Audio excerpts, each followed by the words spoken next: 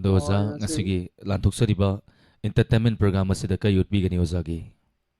entertainment la oza sang ai sai sanga zero oza entertainment ni ꯑꯣꯖꯥ ꯑꯗꯨꯝ ꯑꯣꯖꯥꯒꯤ ꯏꯁꯩ ꯑꯃ ꯁꯛꯄꯤꯒꯦ ꯍꯥꯏꯔꯒꯗꯤ ꯏꯁꯩ ꯑꯗꯨꯝ ꯈꯨꯗꯣꯜ ꯇꯝꯕꯤꯌꯨ ꯀꯩꯁꯨ ꯀꯥꯏꯗꯦ ꯑꯣꯖꯥ oza ai sai amtang sum ai tawjaram ge oza ai sai de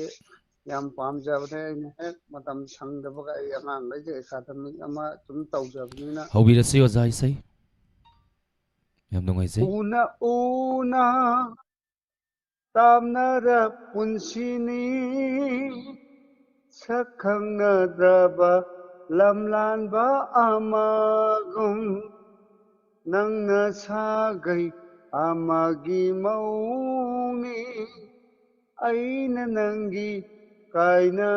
khongloini nangna sagai amagi mauni aina nangi kaina khongloini nongmatasu yenghauge pamui khanna nungchi mai thong imisina pena are pani khalui aukhiba punsina are pani khalui aukhiba punsina nanga aiga lainariba mari se nangna sagai amagi mauni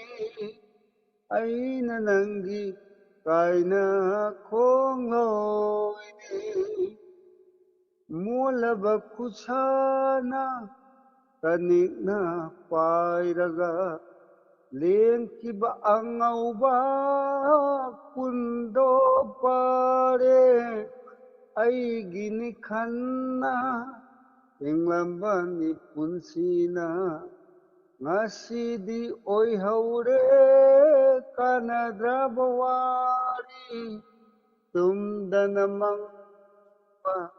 manglal amagong tumdana mangpa manglal amagong kathe nanggi sagai amadanokna nangna sagai amagi mauni aina nangi kaina kholoini gai sida loisanne ꯑꯣꯖꯥꯒꯤ ꯈꯣꯟꯖꯦꯜ ꯑꯣꯟꯊꯣꯛꯅ ꯐꯖꯈ꯭ꯔꯦ ꯑꯣꯖꯥ ꯏꯁꯩꯁꯤꯁꯨ ꯌꯥꯝꯅ ꯃꯃꯤꯡ ꯂꯩꯕ ꯌꯥꯝꯅ ꯃꯌꯥꯝꯅ ꯄꯥꯝꯅ ꯇꯥꯅꯕ ꯏꯁꯩ ꯑꯃꯅꯤ ꯑꯣꯖꯥꯒꯤ ꯈꯣꯟꯖꯦꯜ ꯐꯖꯔꯕ ꯈꯣꯟꯖꯦꯜꯗꯒꯤ ꯉꯁꯤꯒꯤ ꯂꯥꯟꯊꯣꯛꯆꯔꯤꯕ ꯊꯧꯔꯝ ꯑꯁꯤꯗ ꯁꯔꯨꯛ ꯌꯥꯕꯤꯗꯅ ꯃꯄꯨꯡ ꯐꯥꯍꯟꯕꯤꯔꯝꯕ ꯊꯥꯒꯠꯆꯔꯤ thank you oza ai angang gai je oza football ge academy ma sum tawjabne asangba kanda hek hek tawjabne oza ꯌꯥꯝ ꯅꯨꯡꯉꯥꯏꯖꯩ ꯑꯉꯥꯡꯁꯤꯡ ꯁꯦꯝꯕ ꯑꯣꯖꯥ ꯊꯥꯒꯠꯆꯔꯤ ꯊꯧꯔꯝ ꯁꯔꯨꯛ ꯌꯥꯕꯤꯔꯛꯄ hoi thank you oza ꯂꯥꯟꯊꯣꯛꯆꯔꯤꯕ ꯊꯧꯔꯝ ꯑꯁꯤꯒꯤ ꯃꯈꯥ ꯆꯠꯊꯖꯔꯛꯄ ꯃꯊꯪꯒꯤ ꯀꯣꯂꯔ ꯂꯧꯈꯠꯆꯒꯦ ꯑꯩꯈꯣꯏ ꯚꯤꯖꯨꯑꯦꯜꯗ ꯊꯣꯛꯂꯛꯄꯒꯤꯁꯤ ꯑꯩꯈꯣꯏꯒꯤ ꯇꯦꯛꯅꯤꯀꯦꯜꯒꯤ ꯄ꯭ꯔꯣꯕ꯭ꯂꯦꯝ ꯈꯔ ꯂꯩꯕꯅ ꯃꯔꯝ ꯑꯣꯏꯔꯀꯥꯟꯗ ꯉꯥꯛꯇꯪ ꯂꯩꯔ ꯊꯣꯛꯂꯛꯀꯦ ꯃꯁꯛ ꯐꯖꯕꯁꯤꯡꯁꯤ ꯎꯍꯜꯂꯛꯀꯦ ꯍꯧꯖꯤꯛꯀꯤꯗꯤ ꯃꯁꯛ ꯊꯤꯔꯤ ꯍꯥꯏꯇꯥꯔꯦ ꯅꯠꯇ꯭ꯔꯅꯦ ꯁꯥꯔ ꯁꯨꯖꯦ ꯃꯁꯛ ꯊꯤꯔꯤꯉꯩꯗ ꯎꯠꯄꯒ ꯌꯥꯕ ꯅꯠꯇꯦꯀꯣ ꯌꯥꯕ ꯅꯠꯇꯦ ꯑꯩꯈꯣꯏꯗꯤ ꯑꯗꯨꯅ ꯃꯁꯛ ꯐꯖꯔꯀꯥꯟꯗ ꯎꯠꯂꯛꯀꯦꯅ ꯑꯩꯈꯣꯏꯁꯦ ꯍꯧꯖꯤꯛꯁꯦ ꯉꯥꯛꯇꯪ ꯂꯣꯠꯊꯣꯛ ꯂꯣꯠꯁꯤꯟ ꯇꯧꯔꯤ ꯑꯗ ꯌꯨꯇ꯭ꯌꯨꯕꯇ ꯂꯩꯔꯤꯕꯁꯤꯡ ꯉꯥꯛꯇꯪ ꯉꯥꯏꯈꯣꯀꯣ ꯃꯌꯥꯝ ꯑꯩꯈꯣꯏ ꯊꯣꯛꯂꯛꯀꯅꯤ ꯁꯣꯏꯗꯅ ꯀꯗꯥꯏ ꯃꯥꯡꯈ꯭ꯔꯒꯦ ꯍꯪꯉꯛꯏ ꯊꯣꯛꯂꯛꯀꯅꯤ ꯀꯔꯤꯝ ꯈꯜꯂꯨꯅꯨ ꯏꯅꯥꯎꯒꯨꯔꯧꯕ ꯈꯨꯃꯟ ꯊꯥꯒꯠꯆꯔꯤ ꯊꯧꯔꯝ ꯁꯔꯨꯛ ꯌꯥꯕꯤꯔꯛꯄ ꯅꯤꯡꯊꯤꯕꯤ ꯏꯟꯗꯨ ꯑꯣꯏꯅꯥꯝ ꯄꯥꯕꯨꯡ ꯖꯌꯟꯇꯀꯨꯃꯥꯔ ꯔꯣꯃꯤꯇꯥ ꯁꯅꯁꯝ ꯊꯥꯒꯠꯆꯔꯤ ꯃꯅꯤꯆꯟꯗ꯭ꯔ ꯃꯣꯏꯔꯥꯡꯆꯥ ꯔꯣꯕꯥꯔꯠ ꯎꯁꯝ ꯅꯥꯃꯩꯔꯄꯝ ꯊꯣꯡꯂꯦꯟ ꯊꯥꯒꯠꯆꯔꯤ ꯗꯦꯕꯗꯥꯁ ꯑꯥꯔ ꯀꯦ ꯊꯥꯒꯠꯆꯔꯤ ꯔꯅꯕꯤꯔ ꯋꯥꯡꯈꯦꯝ ꯏꯟꯗꯣꯝꯆꯥ ꯔꯦꯅꯨ ꯇꯣꯏꯖꯝ ꯔꯤꯃꯥ ꯍꯧꯕꯤꯖꯝ ꯊꯥꯒꯠꯆꯔꯤ ꯊꯧꯔꯝ ꯁꯔꯨꯛ ꯌꯥꯕꯤꯔꯛꯄ ꯉꯥꯏꯍꯥꯛ ꯂꯩꯔ ꯅꯣꯛꯄ ꯍꯧꯔꯁꯤ ꯂꯥꯏꯁ꯭ꯔꯝ ꯕꯤꯕꯦ ꯊꯥꯒꯠꯆꯔꯤ ꯊꯧꯔꯝ ꯁꯔꯨꯛ ꯌꯥꯕꯤꯔꯛꯄ ꯐꯦꯁꯕꯨꯛ ꯂꯥꯏꯚꯇ ꯂꯩꯕꯤꯔꯤꯕꯁꯤꯡ ꯂꯥꯏꯚ ꯁꯤꯌꯔ ꯇꯧꯕꯤꯌꯨ ꯌꯨꯇ꯭ꯌꯨꯕꯇ ꯂꯩꯕꯤꯔꯤꯕꯁꯤꯡꯅ ꯅꯥꯀꯟꯗ ꯂꯩꯔꯤꯕ ꯔꯤꯑꯦꯛꯁꯟ ꯅꯝꯕꯤꯗꯅ ꯊꯧꯔꯝ ꯑꯁꯤꯕꯨ ꯁꯔꯨꯛ ꯌꯥꯕꯤꯌꯨ ꯂꯥꯟꯊꯣꯛꯆꯔꯤꯕ ꯊꯧꯔꯝ ꯑꯁꯤꯒꯤ ꯑꯅꯤꯁꯨꯕ ꯀꯣꯂꯔ ꯂꯧꯈꯠꯆꯒꯦ ꯁꯔ ꯁꯨꯖꯤꯠ ꯃꯊꯪꯒꯤ ꯀꯣꯂꯔ ꯑꯃꯨꯛꯇꯪ ꯄꯥꯏꯈꯠꯄꯤꯌꯨ ꯍꯜꯂꯣ Hello. ꯇꯔꯥꯝ ꯅꯣꯛꯆꯔꯤ ꯃꯦꯗꯝ ꯃꯤꯡꯒ ꯂꯩꯐꯝꯒ ꯍꯥꯏꯕꯤꯌꯨ Good evening, sir. Good evening ꯑꯩ ꯁꯂꯨꯡꯐꯝꯗꯩ ꯀꯤꯔꯟ ꯕꯂꯥꯅꯤ, sir. ꯃꯦꯗꯝ ꯉꯁꯤꯁꯦ ꯀꯔꯤ ꯃꯊꯦꯜ ꯆꯥꯕꯤꯔꯒꯦ ꯉꯁꯤꯗꯤ ꯕꯦꯂꯟꯗ꯭ꯔꯤꯒ ꯊꯥꯡꯖꯤꯡꯒ ꯏꯔꯣꯜꯂꯦ, sir. ꯍꯥꯏ ꯍꯥꯏ Nga ꯑꯗꯨꯗꯤ mangawre. ꯑꯃꯅ ꯗꯤꯁꯇꯔꯕꯅꯤ ꯑꯃꯅ ꯗꯤꯁꯇꯔꯕ ꯇꯧꯗꯕꯤꯅꯤ ꯑꯗꯨ ꯀꯔꯝꯅꯗꯤ ꯆꯥꯈꯤ Yam thuna changi sa. ꯄꯟꯊꯣꯛ ꯄꯟꯁꯤꯟ ꯂꯩꯇꯦꯕꯀꯣ Laite. ꯑꯣꯀꯦ ꯑꯣꯀꯦ ꯐꯔꯦ ꯐꯔꯦ ꯃꯦꯗꯥꯝ ꯑꯗꯣ ꯀꯩ ꯎꯠꯄꯤꯒꯅꯤ ꯉꯁꯤꯒꯤ ꯂꯥꯟꯊꯣꯛꯆꯔꯤꯕ entertainment program ꯑꯁꯤꯗ Isai laisam magi isai mati amta matau tamjarke sa. ꯍꯧꯕꯤꯔꯁꯤ madam Thamoy ki mamidi mai thongda tabani mai thong olabadi thamoy oli haina kini aibu amukta kauramu kauningdraba nasina aibu amukta kauramu kauningdraba nasina karam leli hanglamu marup oi bai hangna sa marup oi bai hangna sa aibu amukta kauramu kauningdraba nasina kauningdraba nasina sa sai matang lo jagi kolar ji phangdaba yam wanabane ba aduna mathanggi kolar gi chance pirage sa ꯃꯦꯗꯥꯝꯒꯤ ꯋꯥꯈꯜꯂꯣꯟꯁꯦ ꯍꯥꯏꯅꯤꯡꯉꯥꯏ ꯂꯩꯇꯅ ꯊꯥꯒꯠꯆꯔꯤ madam ai nahandagi tawba sungpang phangdaba aduda haijari di sa ꯃꯦꯗꯥꯝꯒꯤ ꯋꯥꯈꯜꯂꯣꯟ ꯌꯥꯝ ꯅꯨꯡꯉꯥꯏꯖꯩ ꯇꯥꯕ ꯃꯇꯝꯗ ꯌꯥꯝ ꯆꯨꯝꯃꯤ sa sai thamjage sa thank you madam ꯊꯥꯒꯠꯆꯔꯤ ꯁꯔ ꯁꯨꯖꯤꯠ entertainment program ꯁꯤ ꯅꯨꯡꯉꯥꯏꯔꯤꯅꯤꯀꯣ ꯅꯨꯡꯉꯥꯏꯔꯤ ꯅꯨꯡꯉꯥꯏꯕꯁꯦ ꯑꯃꯨꯛ ꯍꯦꯟꯅ ꯃꯄꯨꯡ ꯐꯥꯅꯕꯒꯤ ꯑꯩꯈꯣꯏꯅꯤꯒꯤ ꯗꯥꯏꯂꯣꯒꯁꯨ ꯃꯔꯛ ꯃꯔꯛꯇ ꯑꯗꯨꯝ ꯍꯥꯞꯁꯤ ꯃꯔꯛ ꯃꯔꯛꯇ ꯊꯦꯠꯁꯤ ꯑꯩꯈꯣꯏꯅꯤ ꯃꯁꯛ ꯐꯖꯍꯜꯂꯤꯕꯅꯤꯅ ꯍꯧꯖꯤꯛ ꯊꯣꯛꯄ ꯌꯥꯗ꯭ꯔꯤꯕꯅꯤꯅ ꯉꯥꯛꯇꯪ ꯂꯩꯈꯤꯕ ꯇꯥꯔꯤ ꯃꯌꯥꯝ ꯑꯩꯈꯣꯏ ꯃꯤꯅꯠ ꯑꯍꯨꯝꯃꯨꯛꯇ ꯉꯥꯏꯕꯤꯌꯨ ꯃꯦꯗꯥꯝ ꯃꯤꯅꯤꯠ ꯑꯍꯨꯝꯗꯤ ꯉꯥꯏ ꯇꯥꯔꯤ ꯃꯌꯥꯝ ꯅꯠꯇ꯭ꯔꯅꯦ ꯑꯗꯣ ꯔꯤꯃꯥ ꯍꯥꯎꯕꯤꯖꯝ ꯑꯟꯖꯂꯤ ꯁꯤꯡꯊꯥꯝ ꯑꯩ ꯀꯧꯕꯤꯔꯝꯗ꯭ꯔꯦꯅ ꯍꯥꯏꯕꯤ ꯑꯩ ꯀꯧꯖꯈ꯭ꯔꯦ ꯁꯥꯔꯒꯤ ꯈꯨꯀꯧꯁꯦ ꯄꯣꯟ ꯐꯪꯗ꯭ꯔꯁꯨ ꯌꯥꯔꯦ ꯍꯥꯏꯔꯤ ꯃꯥꯜꯂꯦꯀꯣ ꯅꯤꯡꯊꯤꯕꯤ ꯄꯦꯜꯂꯦ ꯁꯥꯔꯒꯤ ꯈꯨꯀꯧꯁꯦ ꯀꯣꯜ ꯐꯪꯗ꯭ꯔꯁꯨ ꯍꯥꯏꯔꯤ ꯍꯣ ꯑꯟꯖꯂꯤ ꯁꯤꯡꯊꯥꯝ ꯀꯧꯕ ꯌꯥꯏꯕ ꯌꯥꯏ ꯑꯗꯣ ꯑꯩꯈꯣꯏ ꯈꯨꯀꯧꯗꯨꯗ ꯀꯃꯥꯏꯅ ꯀꯧ ꯇꯥꯔꯦ ꯑꯩꯈꯣꯏꯅ ꯇꯛ ꯂꯥꯎ ꯑꯣꯟꯊꯣꯛꯈꯤ ꯇꯥꯔꯒꯗꯤ ꯑꯣꯟꯊꯣꯛꯑ ꯀꯧꯁꯦ ꯍꯥꯏꯔꯣ ꯑꯣꯟꯊꯣꯛ ꯑꯝꯇꯪ ꯀꯧꯅꯦ ꯑꯝꯇꯪ ꯀꯧꯊꯣꯛꯁꯤꯅꯦ ꯀꯅꯥꯗ ꯀꯧꯁꯤꯒꯦ ꯑꯟꯖꯂꯤꯗ ꯑꯗꯨꯝ ꯀꯧ ꯑꯟꯖꯂꯤꯅ ꯈꯔ ꯀꯧ ꯅꯨꯡꯉꯥꯏꯅꯤꯌꯦ ꯑꯣ ꯃꯤꯡꯁꯦ ꯍꯣ ꯑꯟꯖꯂꯤ ꯆꯤꯡꯊꯥꯝ ꯏꯁ ꯌꯥꯔꯦ ꯑꯗꯨ ꯌꯥꯔꯦ ꯆꯞ ꯆꯥꯔꯦ ꯑꯗꯨꯏꯗꯤ ꯃꯊꯪꯒꯤ ꯑꯩꯈꯣꯏꯒꯤ ꯗꯥꯏꯂꯣꯒꯁꯤ ꯉꯥꯏꯍꯥꯛ ꯂꯩꯔ ꯎꯠꯁꯤꯗꯀꯣ ꯀꯣꯂꯔꯁꯤꯡꯗ ꯑꯃꯨꯛ ꯈꯨꯗꯣꯡꯆꯥꯕ ꯄꯤꯈꯤꯁꯤ ꯁꯔ ꯁꯨꯖꯤꯠ ꯃꯊꯪ ꯀꯣꯂꯔꯁꯦ ꯑꯃꯨꯛꯇꯪꯒ ꯄꯥꯏꯈꯠꯄꯤꯌꯨ ꯍꯜꯂꯣ ꯁꯤꯗꯤ ꯏꯇꯥ ꯑꯣꯟꯊꯣꯛꯑꯁꯤꯔꯣ ꯑꯣꯟꯒꯨꯝꯁꯦ ꯍꯥꯏꯔ ꯍꯜꯂꯣ Hello. ꯇꯔꯥꯝ ꯅꯣꯛꯆꯔꯤ ꯃꯦꯗꯥꯝ ꯃꯤꯡ ꯑꯃꯗꯤ ꯂꯩꯐꯝ ꯍꯥꯏꯕꯤꯌꯨ ꯃꯦꯗꯥꯝꯒꯤ ꯃꯣꯕꯥꯏꯜꯗꯣ ꯂꯥꯎꯗ ꯁ꯭ꯄꯤꯀꯔ ꯊꯥꯕꯤꯕ꯭ꯔꯣ ꯃꯌꯦꯛ ꯈꯤꯇꯪ ꯁꯦꯡꯕ ꯋꯥꯠꯄ ꯀꯔꯤ ꯃꯊꯦꯜ ꯆꯥꯕꯤꯔꯒꯦ ꯃꯦꯗꯥꯝ ꯉꯁꯤꯁꯦ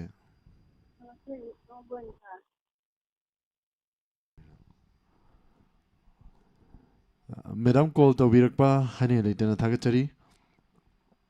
ꯉꯁꯤꯒꯤ ꯂꯥꯟꯊꯣꯛꯆꯔꯤꯕ entertainment program ꯑꯁꯤꯗ ꯀꯔꯤ ꯎꯠꯄꯤꯒꯅꯤ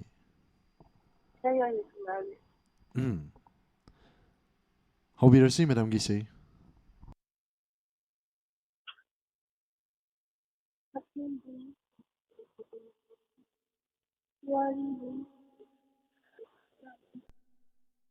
ꯍꯜꯂꯣ ꯇꯥꯟꯅꯈꯤꯗ꯭ꯔꯦꯅꯦꯀꯣ ꯀꯣꯜꯁꯦ ꯋꯥꯅ ꯐꯪꯖꯔꯒ ꯁꯨꯃꯥꯏꯅ ꯇꯥꯟꯅꯗꯕꯁꯦ ꯅꯨꯡꯉꯥꯏꯇꯦ ꯑꯗꯨꯒ ꯑꯩꯈꯣꯏꯗ ꯀꯣꯜ ꯇꯧꯕꯤꯔꯛꯄ ꯃꯇꯝꯗ ꯅꯥꯀꯟꯗ ꯔꯦꯗꯤꯑꯣꯒꯨꯝꯕ ꯇꯤꯚꯤꯒꯨꯝꯕ ꯊꯥꯕꯤꯔꯒꯗꯤ ꯉꯥꯏꯍꯥꯛ ꯂꯩꯊꯕꯤꯕ ꯅꯠꯇ꯭ꯔꯒꯅ ꯃꯐꯝ ꯑꯗꯨꯗꯒꯤ ꯈꯤꯇꯪ ꯂꯥꯞꯊꯣꯛꯄꯤꯔꯒ ꯀꯣꯜ ꯇꯧꯕꯤꯔꯛꯎ ꯁꯣꯝꯗ ꯑꯩꯈꯣꯏꯅ ꯇꯥꯕ ꯍꯥꯏꯗꯤ ꯃꯌꯦꯛ ꯁꯦꯡꯅ ꯇꯥꯗꯕꯅ ꯃꯔꯝ ꯑꯣꯏꯔꯀꯥꯟꯗ ꯔꯦꯗꯤꯑꯣꯗꯁꯨ ꯑꯗꯨꯒ ꯇꯣꯉꯥꯟ ꯇꯣꯉꯥꯟꯕ ꯄ꯭ꯂꯦꯠꯐꯣꯝꯁꯤꯡꯗ ꯇꯥꯔꯤꯕꯁꯤꯡꯗꯁꯨ ꯅꯨꯡꯉꯥꯏꯇꯕ ꯐꯥꯎꯏ ꯃꯔꯝ ꯑꯗꯨꯅ ꯌꯥꯔꯤꯃꯈꯩꯗꯤ ꯂꯥꯎꯗ ꯁ꯭ꯄꯤꯀꯔ ꯊꯥꯕꯤꯒꯅꯨ ꯑꯗꯣꯝꯅ ꯁꯛꯄꯤꯔꯤꯕ ꯏꯁꯩꯗꯣ ꯁꯣꯏꯗꯅ ꯇꯥꯕꯤꯅꯤꯡꯉꯝꯒꯅꯤ ꯇꯧꯕꯇꯕꯨ ꯂꯣꯏꯔꯒ ꯌꯨꯇ꯭ꯌꯨꯕꯇ ꯆꯤꯡꯈꯠꯂ ꯇꯥꯔꯗꯤ ꯅꯨꯡꯉꯥꯏ ꯅꯠꯇ꯭ꯔꯥ ꯑꯩꯈꯣꯏꯗꯁꯨ ꯃꯤ ꯍꯦꯟꯒꯠꯂꯛꯏꯗꯅꯀꯣ ꯃꯔꯝ ꯑꯗꯨꯅ ꯃꯊꯪꯒꯤ ꯀꯣꯂꯔ ꯄꯥꯏꯈꯠꯆꯒꯦ ꯏꯃꯥ ꯕꯤꯃꯣꯂꯥ ꯀꯣꯟꯁꯝ ꯊꯥꯒꯠꯆꯔꯤ ꯐꯦꯁꯕꯨꯛ ꯂꯥꯏꯚꯇ ꯂꯩꯕꯤꯔꯤꯕ ꯁꯦꯟꯖꯝ ꯈꯣꯒꯦꯜ ꯊꯥꯒꯠꯆꯔꯤ ꯏꯁ ꯁꯥꯔ ꯑꯅꯤꯕꯨ ꯂꯤꯞꯁꯇꯤꯛ ꯇꯩꯔꯤꯔꯣ ꯍꯣ ꯂꯤꯞꯁꯇꯤꯛ ꯅꯠꯇꯤꯌꯦ ꯀꯥꯖꯜꯒꯤ ꯀꯥꯖꯜ ꯉꯁꯤꯗꯤ ꯂꯤꯞꯁꯇꯤꯛ ꯂꯩꯔꯝꯗꯗꯅ ꯌꯦꯟ ꯊꯣꯡꯉꯦꯕꯀꯣ ꯁꯤꯡꯗ ꯑꯗꯨꯒꯤ ꯀꯥꯂꯤꯗꯣ ꯈꯔ ꯂꯧꯔ ꯆꯤꯝꯕꯥꯅ ꯇꯩꯁꯜꯂꯤ ꯃꯑꯣꯡ ꯌꯥꯝ ꯇꯥꯅꯕꯅ नत्र थाजद्र किरण मला लेमा पोकपम दा हंगजल्लो नत्र जेम्स इरेंबम तगचरी आई एम कमिंग हैवी रखरे तंग मेकअप लोइद्रिबो तवीरी तौजरी असेम नो करी असेम करी चिंखत करे सिंगा करे पाकपी के तगचरी असेम निरु अबेमा तगचरी तरम सरुया बिरप्पा हेमंत बबिता पाकपी के तगचरी थाजा रूबम तगचरी तरम सरुया Birappa thank you Facebook live तले बिरिबो सिंग लाइव शेयर तबियु करिगुम्बा लाइव शेयर तौदरगदी लाइ तोंगक याय अदुना मथंगी कॉलर सर सुजी अमतंग पाइकपियो हेलो hello हेलो तराम नोक्चरी मिंगले फ्रॉम हाइबियो ꯑꯩꯒꯤ ꯃꯤꯡ ꯋꯥꯍꯦꯡ ꯈꯨꯃꯟ ꯃꯅꯤꯡ ꯂꯩꯀꯥꯏꯗꯒꯤ ꯊꯤꯡꯒꯣꯡ ꯃꯥꯏꯕꯝꯒꯤ ꯔꯕꯤꯅꯦꯕꯀꯣ याम नुंगाइजै ओजा थरम सरु याबिरप्पा ओजा गसिदि करी मथल चाबिख्रगे ꯉꯁꯤꯁꯦ ꯑꯗꯨꯝ ꯏꯔꯣꯟꯕ ꯆꯥꯏꯌꯦꯕꯀꯣ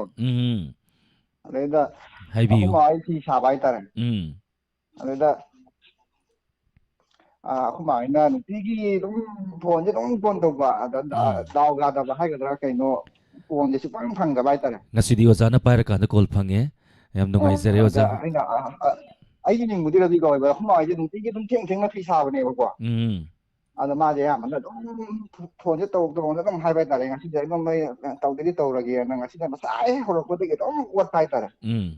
ꯑꯗ ꯏꯃꯥ ꯄꯥꯏꯍꯜꯂꯛꯀꯦ ima pahen bi oza ꯀꯩ ꯍꯥꯏꯗꯣꯏꯅꯣ ꯁꯤꯕꯣ kai haidino ima nasa singa dum sanasi ima hoi call phangba sida khoju video to thokserake masak pajaba singje to utke yengba da kiraba sing ai tare ne ado ima mingalai phangba dong tang haibiu hello sir ꯑꯩꯈꯣꯏ ꯋꯥꯍꯦꯡ ꯈꯨꯃꯟꯗꯒꯤ ꯃꯤꯡꯁꯦ ꯍꯥꯏꯗꯣꯛꯄꯗꯤ ꯏꯀꯥꯏꯖꯔꯦ ihe isagi ming haidokpa ikai ba ming ꯑꯩꯒꯤ ꯃꯤꯡꯁꯦ ꯑꯩ ꯃꯤꯡꯁꯦ ꯃꯣꯏꯊꯥꯞ ꯀꯧꯋꯦ o kesu kaide ege bababu he pok piramba ibok ming ek mana le me sap ek sai duni ado iro masu sabi ramni nang asigi lantok sariba entertainment program asida kai upi doino ꯈꯪꯗꯦꯅꯦ ꯑꯩꯁꯦ ꯀꯔꯤ ꯏꯁꯩ ꯑꯃ ꯁꯛꯂꯛꯑꯒꯦ hobirasi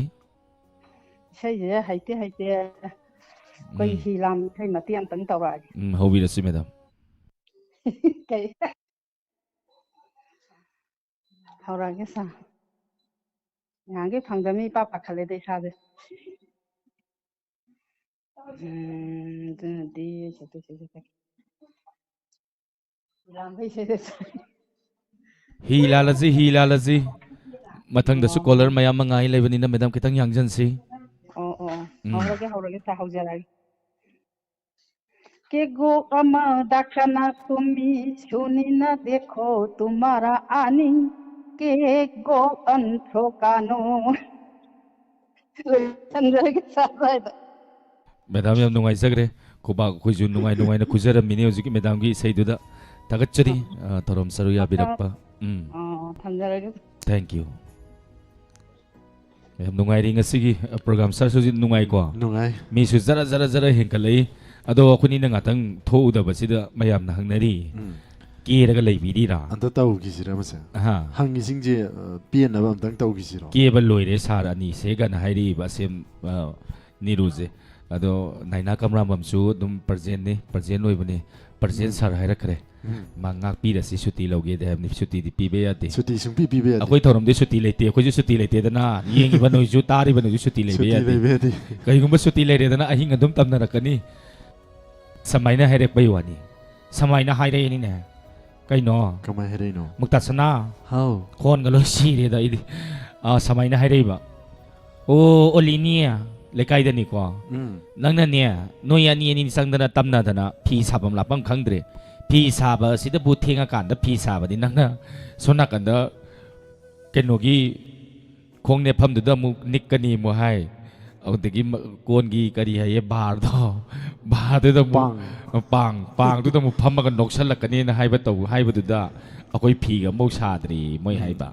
akoi lekai hai tare ko akoi gi lekai da ilekai da su yauri bo noi lekai da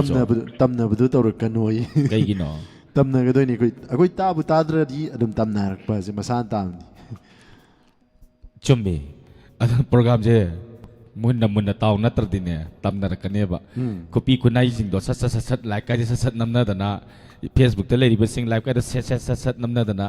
हजिति थेंगा मी लोइ तुमनरमनि दो युमजिंग दुदा नत्रा no अदुना मी तुमना वइ मतम दुना नोइना नोइना नथन नथननेब नोइना लेरिसे फमुंदुदा अदो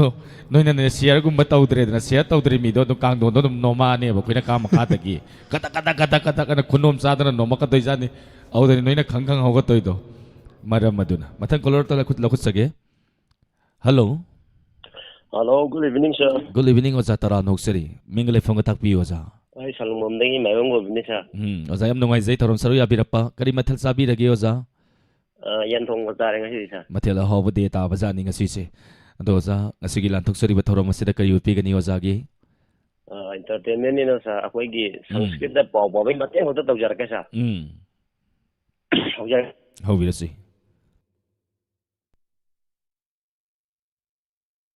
ओजा की तत्खरे ओजा उतंग try तौबियु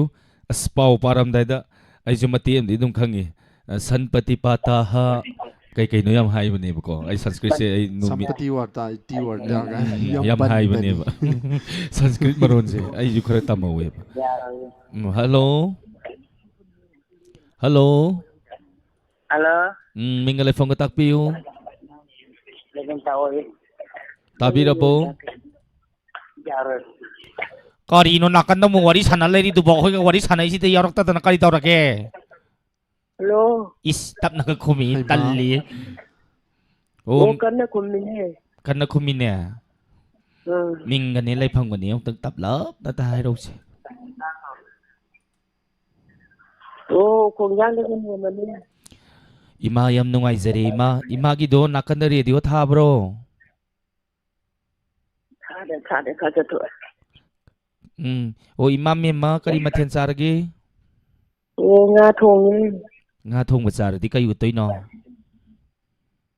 hay ti ne to je mayang ne to yawi ne na ni mai ni ne yam नुंगाइ जे इमा की इसै सकपि दोरा डायलॉग तो उपि दोरो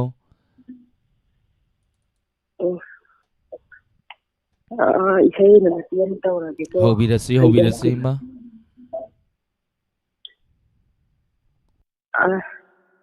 सारो गैचाजा आई खोन यादे ngasi da no bu phangbanina ngai ke होबिरो इमा सारो ba सारो ba phone ni ngai ke छरोय के phone wa फरे senan thong ja ओ ताजै पाबुङ इसै होबिरो ओ इनाम ओने आइसे Halu mobil lata ne ba. Jam nung isay. Ina ono pipoy la ema isay sa wara ga yade ay no way na hona ta. Oh hona biro ma hobira si. Say ora ge.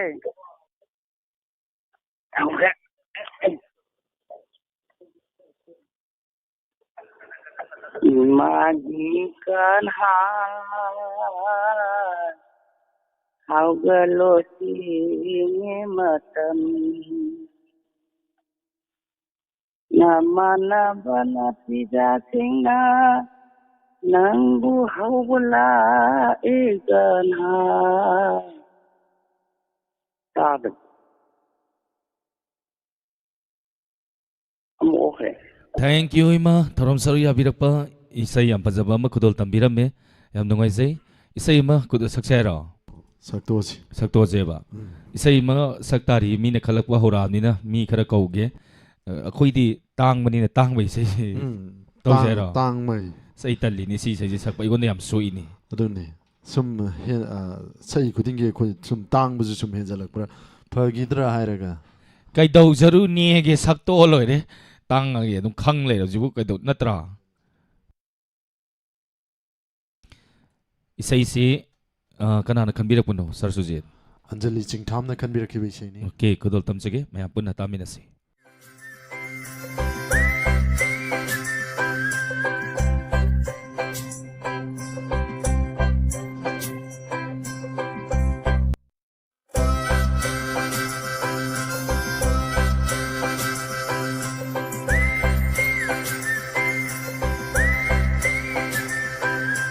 ꯀꯣꯛꯀꯤ ꯁꯝ ꯌꯥꯎꯗꯔꯦ ꯑꯣꯜꯂꯦ ꯂꯥꯏꯕꯛ ꯁꯤꯠ ꯅꯥꯜꯂꯦ ꯃꯤꯠꯌꯦꯡ ꯁꯥꯟꯅ ꯌꯦꯡꯕꯤꯔꯣ ꯄꯟꯗꯨꯅ ꯆꯦꯜꯂꯦ ꯅꯨꯡꯁꯤꯕ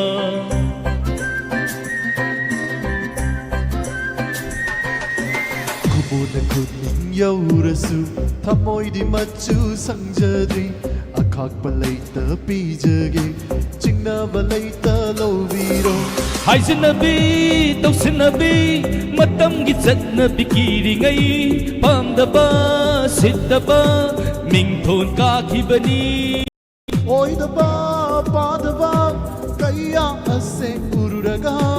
ꯌꯨꯝꯕꯥꯜ ꯄꯨꯟꯁꯤ ꯆꯪꯕꯗ ꯅꯤꯡꯍꯟꯅꯕꯅꯤ ꯐꯖꯕꯤ ꯊꯤꯔꯤꯉꯩ ꯆꯍꯤꯁꯨ ꯌꯥꯝꯈꯤꯕꯩ ꯋꯥꯅꯤ ꯌꯦꯛꯇꯅ ꯅꯤꯡꯊꯤꯕꯤ ꯌꯦꯡꯂꯤꯉꯩ ꯂꯋꯥꯏꯁꯦ ꯇꯥꯡꯈꯤꯕꯩ ꯋꯥꯅꯤ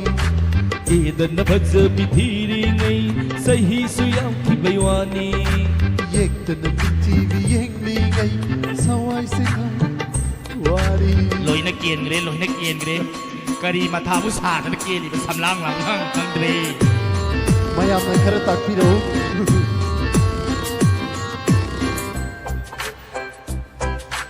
ꯅꯥꯏꯇꯣꯝ ꯄꯣꯛꯄ ꯇꯣꯝꯊꯤꯜꯅꯤ ꯑꯩ ꯅꯈꯨꯠꯇ ꯍꯥꯝꯂꯒ ꯄꯤꯖꯅꯤ ꯁꯅꯥꯅ ꯄꯨꯡ ꯌꯣꯝꯕꯤꯗꯣꯏꯅꯤ ꯅꯪ ꯆꯍꯤꯅ ꯈꯔ ꯂꯤꯔꯁꯨ ꯃꯥꯏꯊꯣꯡꯗ ꯌꯦꯡꯂꯗꯤ ꯑꯉꯥꯡꯅꯤ ꯑꯩ ꯅꯁꯨꯝꯅ ꯃꯥꯟꯅꯕꯤꯗ ꯅꯪꯒꯤꯅꯤ ꯍꯥꯏꯕꯗ ꯆꯣꯞꯅꯔꯣꯏ ꯀꯦꯗꯅ ꯐꯖꯕꯤ ꯊꯤꯔꯤꯉꯩ ꯆꯍꯤꯁꯨ ꯌꯥꯝꯈꯤꯕꯩ ꯋꯥꯅꯤ ꯌꯦꯛꯇꯅ ꯅꯤꯡꯊꯤꯕꯤ ꯌꯦꯡꯂꯤꯉꯩ ꯂꯋꯥꯏꯁꯦ ꯇꯥꯡꯈꯤꯕꯩ ꯋꯥꯅꯤ ꯀꯦꯗꯅ ꯐꯖꯕꯤ ꯊꯤꯔꯤꯉꯩ ꯆꯍꯤꯁꯦ ꯌꯥꯝꯈꯤꯕꯩ ꯋꯥꯅꯤ ꯌꯦꯛꯇꯅ ꯅꯤꯡꯊꯤꯕꯤ ꯌꯦꯡꯂꯤꯉꯩ ꯆꯤꯔꯥꯏꯁꯨ ꯍꯟꯖꯤꯟꯈꯤꯕꯩ ꯋꯥꯅꯤ ꯁꯨꯝ ꯍꯟꯖꯜꯂꯛꯇꯅꯅꯦ ꯂꯋꯥꯏꯁꯤꯅ ꯁꯨꯝ ꯍꯟꯖꯜꯂꯛ ꯅꯪꯅꯅꯦ ꯀꯗꯥꯏꯗꯅꯣ ꯍꯜꯂꯤꯒꯦ ꯅꯪꯒꯤ ꯃꯌꯥꯝꯅ ꯎꯗꯕ ꯍꯟꯕꯗꯨꯗꯤ ꯐꯩ ꯑꯩꯒꯤꯁꯤꯗꯤ ꯈꯔ ꯐꯕ꯭ꯔꯥ ꯇꯥꯡꯗ꯭ꯔꯣ ꯁꯤꯕꯣ ꯄꯥꯝꯗꯦ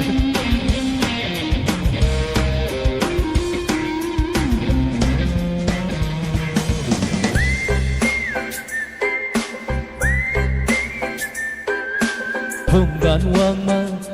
lalu kuding Sanggoi lukoi tekna bagi warini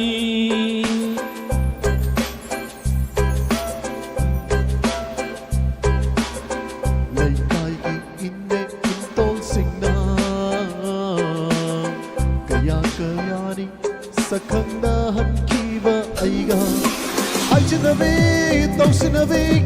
matamgi jannabi kiringai fangdaba sittaba mingtol kakibani Oidaba pamdaba kaya se ururaga Yumban punsi sinman ninghanabani Kedana fajabi tirigai sahi suyam kibaiwani Yektana nithibi yenglingai lawai sitang kibaiwani Kedana fajab thiringai sahi se yamkhibei wani Yektana ningthibi yenglingai samkhar kenkhibei wani Samkhara kenjakibaiwani yam nokti noknerakanu ko Karino yi hojik ne sam ken token singi wari to hojik yum pan da yaroi Go sam kele na ne sum yum pan da na sum let oi ler ga ne hay isa tu ne ibo man korok nam ni tabak seran toran torogum si adu yai yari ko thang ko la pai khat piro Hello Hello sir, saya tadi begini saya, mai bang Gobin Salongom lagi. yam nang sai ozagi ko gi sanskrit ki pau param da hek ta thokre Oh, entertainment mai nama tiap mak tak tahu jarak kesa. hobi si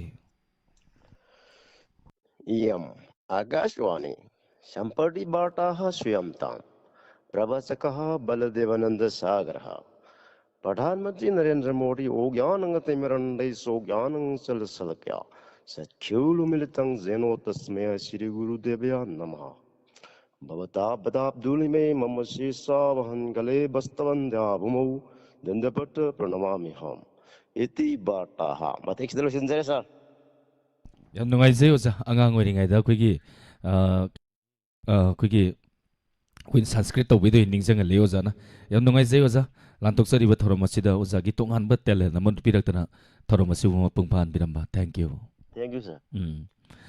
थागतचरी ngasugi inaugurable khuman Manichandra Moirangsa थागतचरी तोरम sir याबिरप्पा मतंगी caller लोकचद्रिंगाइदा sir सुजित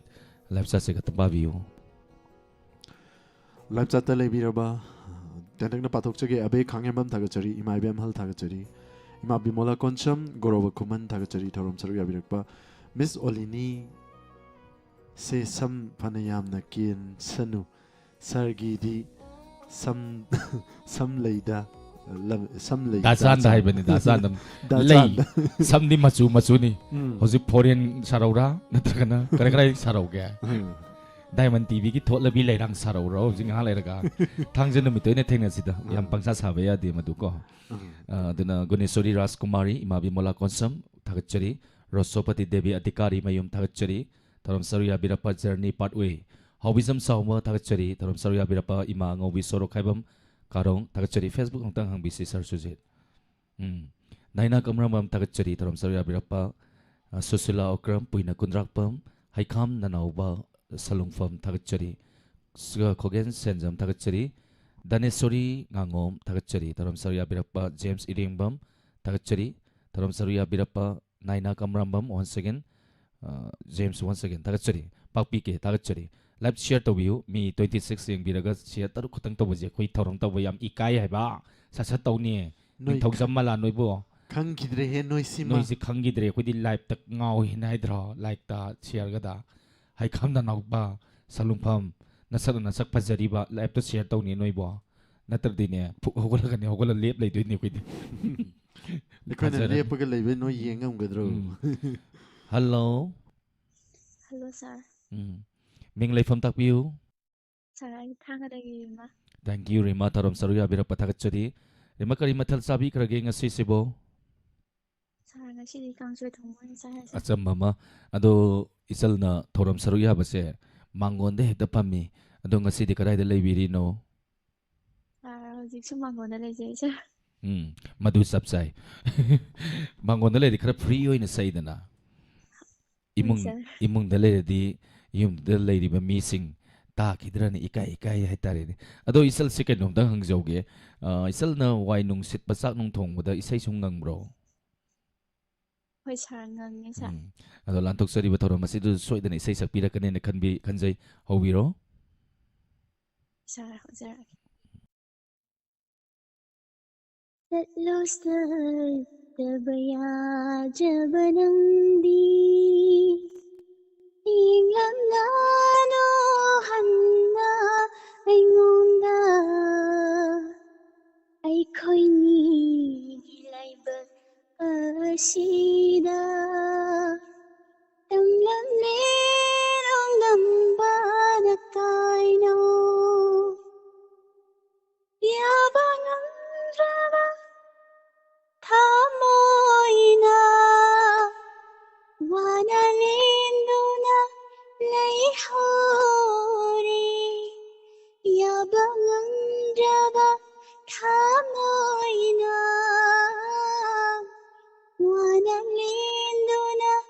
leihore asimatandi hayram khonanga aibu sikrura Inkura, aibu sikrora, aibu hinkura. Kaina mai sakibana, kaina babu kiriwa, thamoy. Khang hodanat tat kare marise, sanjinda bayar maungda. Kaina mai sakibana kaina babu kiriwa thamoy khang hodanat tat khare marise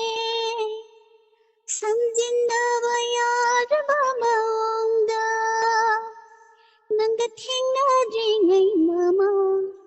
onse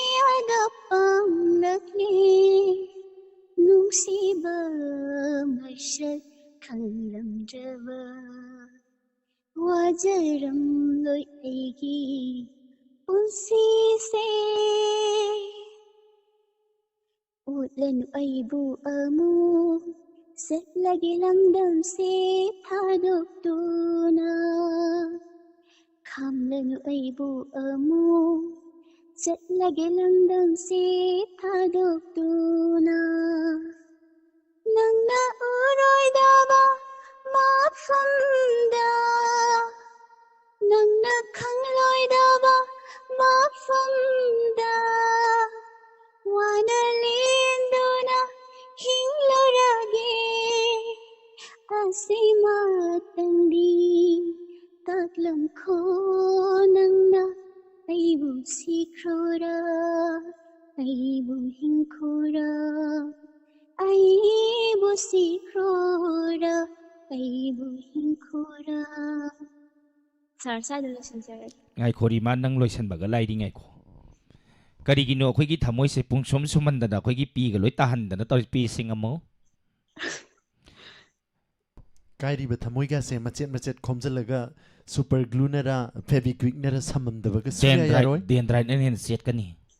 ꯗꯦꯟꯗ꯭ꯔꯥꯏꯠꯇꯤ ꯁꯥꯔ ꯏꯁꯩ ꯐꯪꯗ꯭ꯔꯕꯅꯤ ꯃꯌꯦꯛꯀꯗꯣ ꯍꯧꯖꯤꯛ ꯌꯥꯝꯅ ꯂꯥꯟꯈ꯭ꯔꯕꯅꯤ ꯁꯥꯔ ꯍꯩꯇꯕꯩ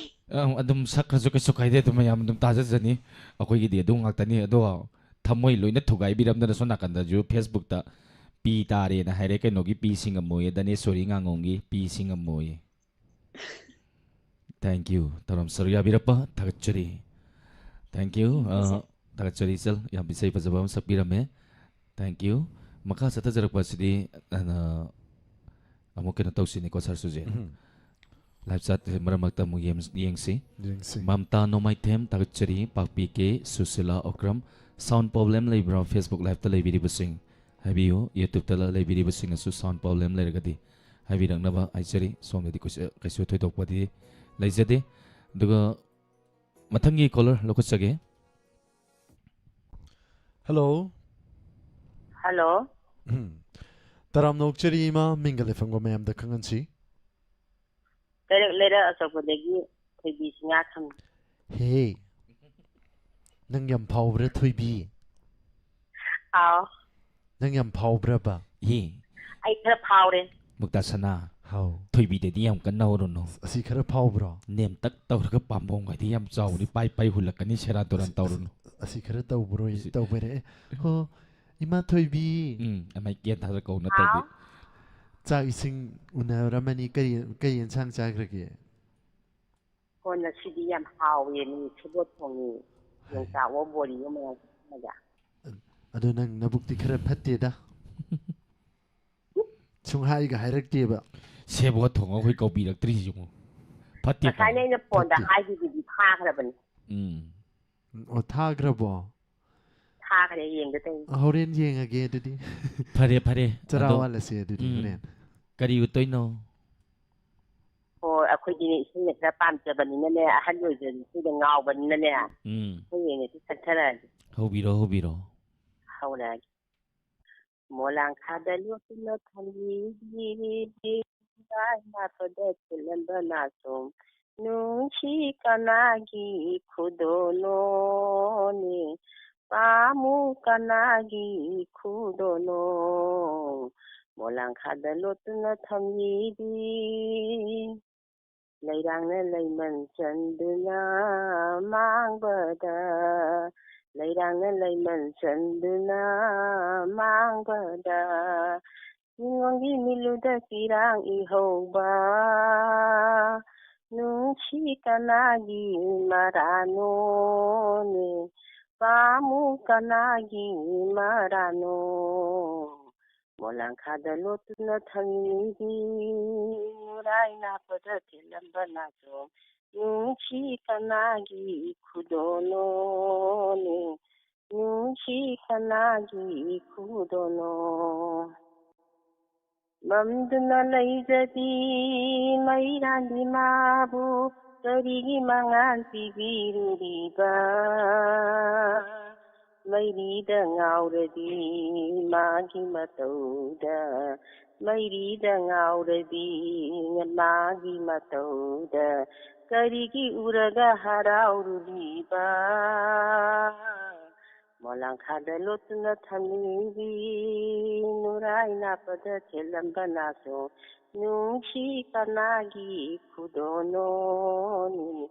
pamu kanagi kudono loisalage. Thank you ima. Isai yam fazama ma kudol tambiramba hanana thagachari. Oi mathang kola de tijerage.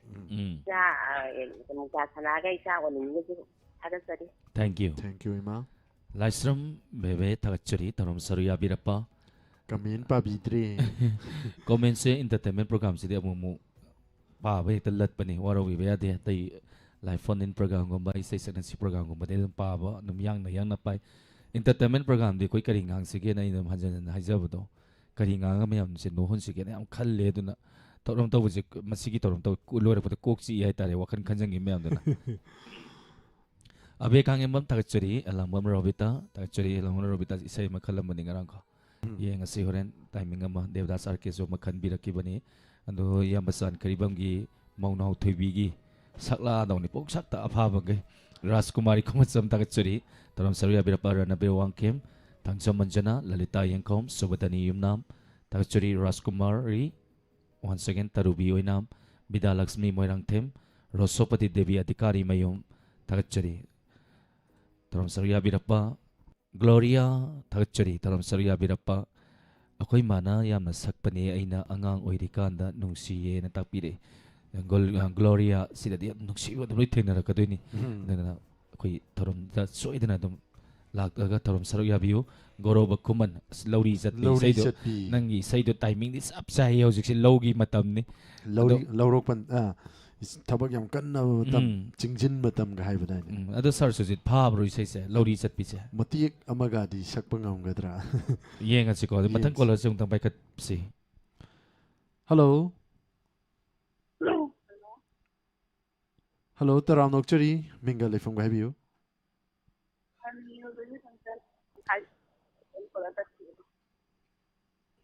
madam loudspeaker thabi bro minga lefam ga do muktang ga habiu madam chan chan haiba mingdi ta hello tat ki bor mane ko adi marak ta so sei madum saktok se khalak pasing hora se yamba san karibam na khalak paise se hojala si ko yai ko hojala si call to birak pa caller ng hektung pai biu isai se yamba san karibam na khan birak paise ni kudotam suge tamina si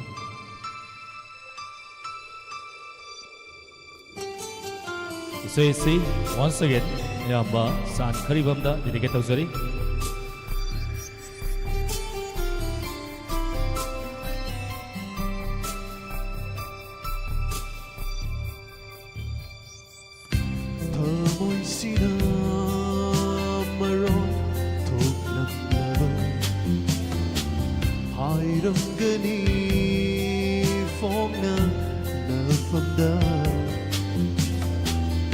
Sina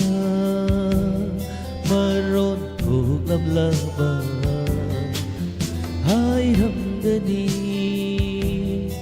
phong nâng na phong nâng ai đã nâng buông nung si ai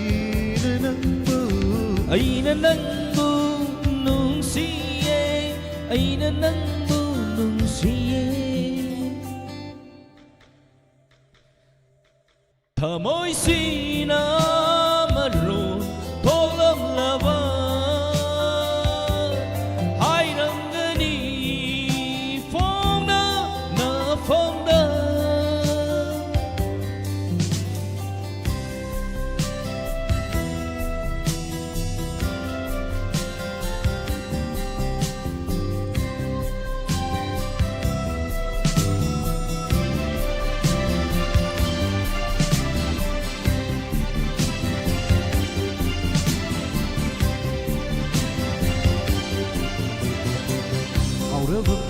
ani se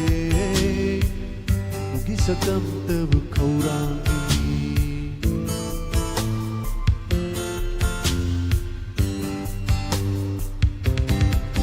ngau raba mit ani se Nanggi sakam tabu khaurangi Panglapa ina anise Nanggi konsen tabu taning le Ay na nang bong nung siyay ay na nang bong ay na nang bong nung siyay ay na nang bong Hai hai Thamoy paandaba tumida Giri-giri takbay Giri-giri takbay isay niya tare Natra Thamoy paandabi imta saige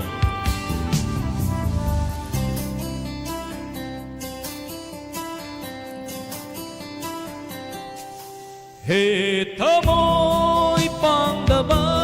Nang gusto arawi ay hangna Hey thamoy pangdaba Nang busuwarui ay hanga Sinba ng sukarigi Marotok tumikup tuda Timbangan sukarigi Marotok timikup tuda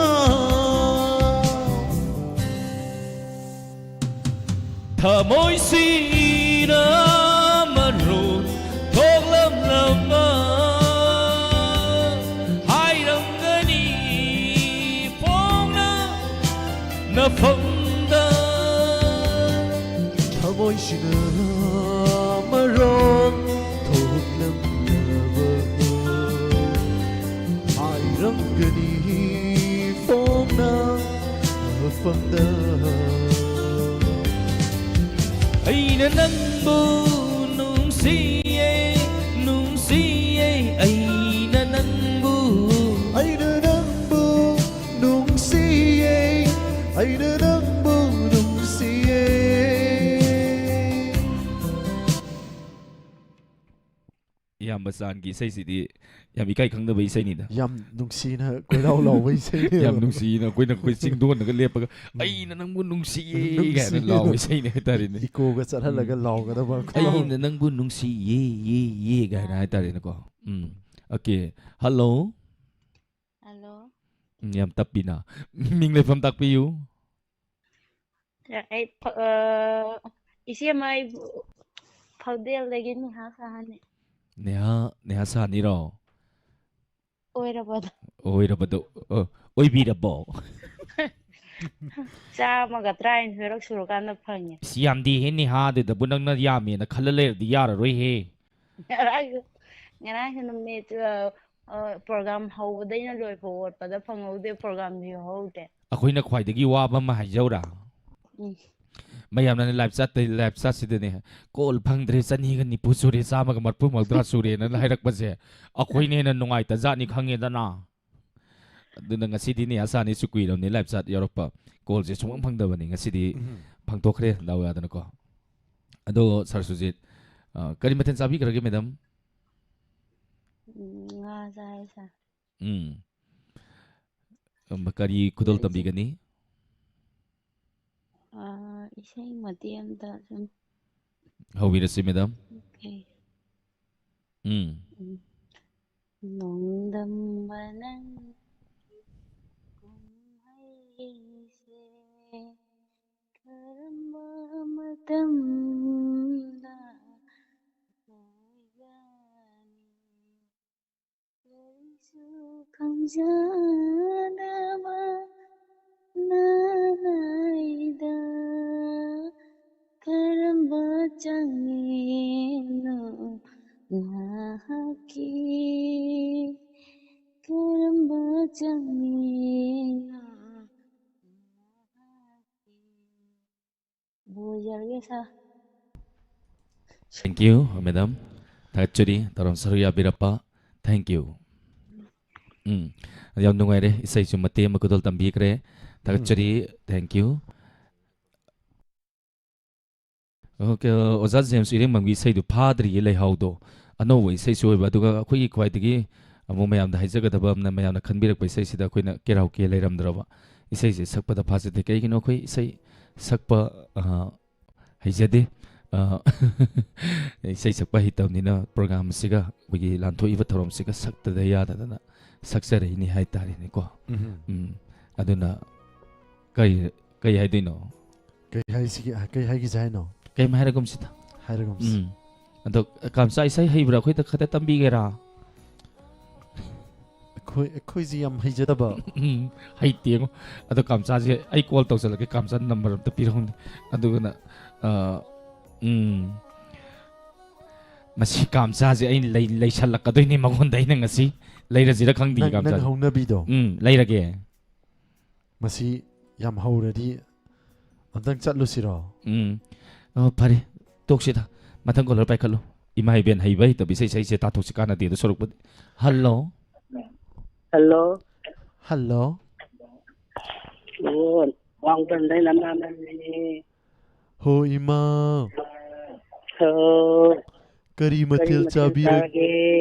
ha akoi da han hangjali asi asing bai do khre zairo ima ngasi di ahau bani ahau ba ahau do kari mani khalo ima la ai na hai sun hale semjarake sembiro mutta thamdringi da imagi matil do han hairo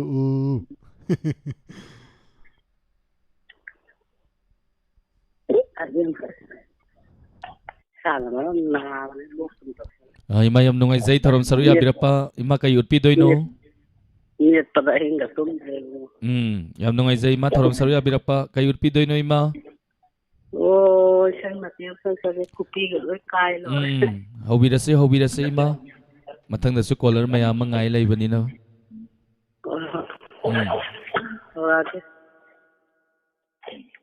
lai ki thari kha malang siron phangti laina jagoi sabadi khazma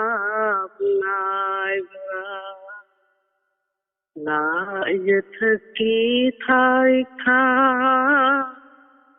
malang siron phangti laina jagoi sabadi khazma nai bra nasani khoyangi na tawingin la yath ki thai kha malang siron phangti laina jagoi sabadi khazma nai bra oi phade loi ra hello thank you ima yam nungai zai thorom saru ya birapa maya mathang kola da ki ai sang da roi yam nungai zai ima lok yam thung ba na thank you tagachari asidi ima isai haite kamai hai duino natra kamai hayo hai no batai ro kamsa ima ni sai chalai je ta haite ta hero ni ta ai di yam nok ningi nok thok sira phak lau me pa nok pa ya re ton dang ku re ta moirang tagachari ado tawba ya bai sai amata ai soidana saksara ke James Iringbom soidana saksara kani nakoi kun gi thongan aina phammaga yengi se saku matema saksara nakoi kun gi kunjin daini aina nang bulumi se kai sam thong kungi ichalwo ai ri nang ta jini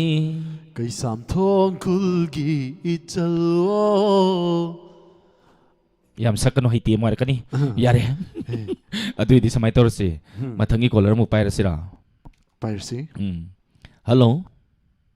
hello mingalai fam ngatak piu ima yam nungai zai thorom saru ya birapa kari mathal sabirage hawai thong adu ima ngasigi thorom asida kay urpigani ari dam tang halake hobirasi mukte thambiro ꯏꯁꯩ ꯍꯧꯖꯔꯛꯑꯒꯦ ꯐꯅꯦꯛ ꯈꯣꯏꯗꯣꯝ ꯁꯦꯠꯂꯤꯉꯩ ꯐꯅꯦꯛ ꯈꯣꯏꯗꯣꯝ ꯁꯦꯠꯂꯤꯉꯩ ꯈꯨꯂꯪ ꯃꯅꯥꯗ ꯀꯤꯜꯂꯤꯉꯩ ꯁꯟꯊꯥꯅꯥꯒꯤ ꯃꯁꯥꯏꯗꯣ ꯆꯪꯉꯤ ꯁꯝꯅꯥꯔꯉꯔꯣꯏ ꯑꯃ ꯎꯕ ꯐꯪꯉꯔꯣꯏ ꯅꯨꯡꯁꯤꯃꯅꯤ ꯅꯠꯇꯅ ꯅꯨꯡꯁꯤꯃꯅꯤ ꯅꯠꯇꯅꯐꯅꯦꯛ ꯈꯣꯏꯗꯣꯝ ꯁꯦꯠꯂꯤꯉꯩ ꯈꯨꯂꯪ ꯃꯅꯥꯗ ꯀꯤꯜꯂꯤꯉꯩꯐꯅꯦꯛ ꯈꯣꯏꯗꯣꯝ ꯁꯦꯠꯂꯤꯉꯩ ꯄꯟꯊꯥꯅꯥꯒꯤ ꯃꯁꯥꯏꯗꯣ ꯅꯥꯇꯣꯟ ꯂꯩꯔꯥꯡ ꯆꯤꯠꯂꯔꯣꯏ ꯑꯃ ꯎꯕ ꯐꯪꯉꯔꯣই ꯅꯨꯡꯁꯤꯃꯅꯤ ꯅꯠꯇꯅ ꯅꯨꯡꯁꯤꯃꯅꯤ ꯅꯠꯇꯅ ꯐꯅꯦꯛ ꯈꯣꯏꯗꯣꯝ ꯏꯁꯩꯁꯤ ꯃꯇꯦꯛ ꯑꯃꯗꯤ ꯄꯥꯝꯈ꯭ꯔꯦ ꯌꯥꯝ ꯅꯨꯡꯉꯥꯏ ꯃꯅꯨꯡꯗ ꯂꯩꯔ ꯊꯥꯒꯠꯂꯤ ꯃꯤ ꯆꯥꯊꯣꯛꯈꯤꯅꯤꯅ ꯆꯥꯍꯧꯔꯦ ꯌꯥꯝ ꯅꯨꯡꯉꯥꯏꯖꯩ ꯃꯇꯦꯛ ꯑꯃ ꯈꯨꯗꯣꯜ ꯇꯝꯕꯤꯔꯝꯗꯅ ꯊꯧꯔꯝ ꯑꯁꯤꯕꯨ ꯃꯄꯨꯡ ꯐꯥꯍꯟꯕꯤꯔꯝꯕ ꯊꯥꯒꯠꯆꯔꯤ ꯑꯗꯣ ꯁꯔ ꯁꯨꯖꯤꯠ ꯑꯩꯈꯣꯏ ꯗꯥꯏꯂꯣग ꯎꯠꯂꯣ ꯍꯥꯏꯌꯦ ꯗꯥꯏꯂꯣꯒꯁꯤ ꯀꯗꯥꯏꯗꯒꯤ ꯎꯠꯁꯤꯒꯦ ꯀꯔꯤ ꯐꯤꯂꯝꯗꯒꯤ ꯎꯠꯁꯤꯒꯦ ꯊꯕꯥꯇꯣꯟꯗꯒꯤ ꯎꯠꯁꯤꯔ ꯅꯠꯇ꯭ꯔꯒ ꯕꯁꯟꯇ ꯅꯣꯡꯉꯥꯜꯂꯝꯗꯥꯏꯒꯤ ꯄꯥꯕꯨꯡ ꯑꯩ ꯃꯤ ꯍꯥꯠꯅꯤꯡꯉꯤꯗꯣ ꯍꯥꯟꯅ ꯍꯧꯔꯁꯤꯔꯣ ꯑꯗꯨ ꯇꯧꯁꯤꯔꯣ ꯍꯧꯔꯁꯤꯔꯥ ꯍꯧꯔꯁꯤꯅꯦ ꯕꯁꯟꯇ ꯅꯣꯡꯉꯥꯜꯂꯝꯗꯥꯏꯅꯤꯀꯣ ꯑꯗꯨꯗꯤ ꯕꯁꯟꯇ ꯅꯪꯅ ꯀꯅꯥꯅꯣ ꯁꯥꯗꯣꯏꯁꯤꯅ ꯃꯤꯁ ꯁꯔꯂꯥ ꯃꯤꯁ ꯁꯔꯂꯥ ꯁꯥꯔꯣ ꯍꯥꯏꯔꯣ ꯁꯥꯗꯣꯛꯇꯨꯉꯥꯏ ꯀꯩꯅꯣ ꯑꯩ ꯍꯧꯗꯣꯔꯦ ꯗꯥꯏꯂꯣग ꯇꯥꯕꯤꯌꯨ ꯃꯌꯥꯝ ꯗꯥꯏꯂꯣग ꯎꯠꯂꯣ ꯍꯥꯏꯔꯕꯅꯤꯅ ꯗꯥꯏꯂꯣग ꯃꯇꯦꯛ ꯑꯃꯇꯁꯨ ꯎꯠꯆꯔꯛꯀꯦ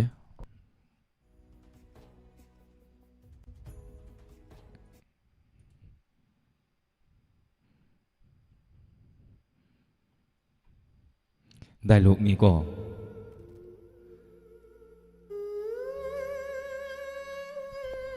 ꯑꯩꯒꯤ ꯁꯔꯂꯥ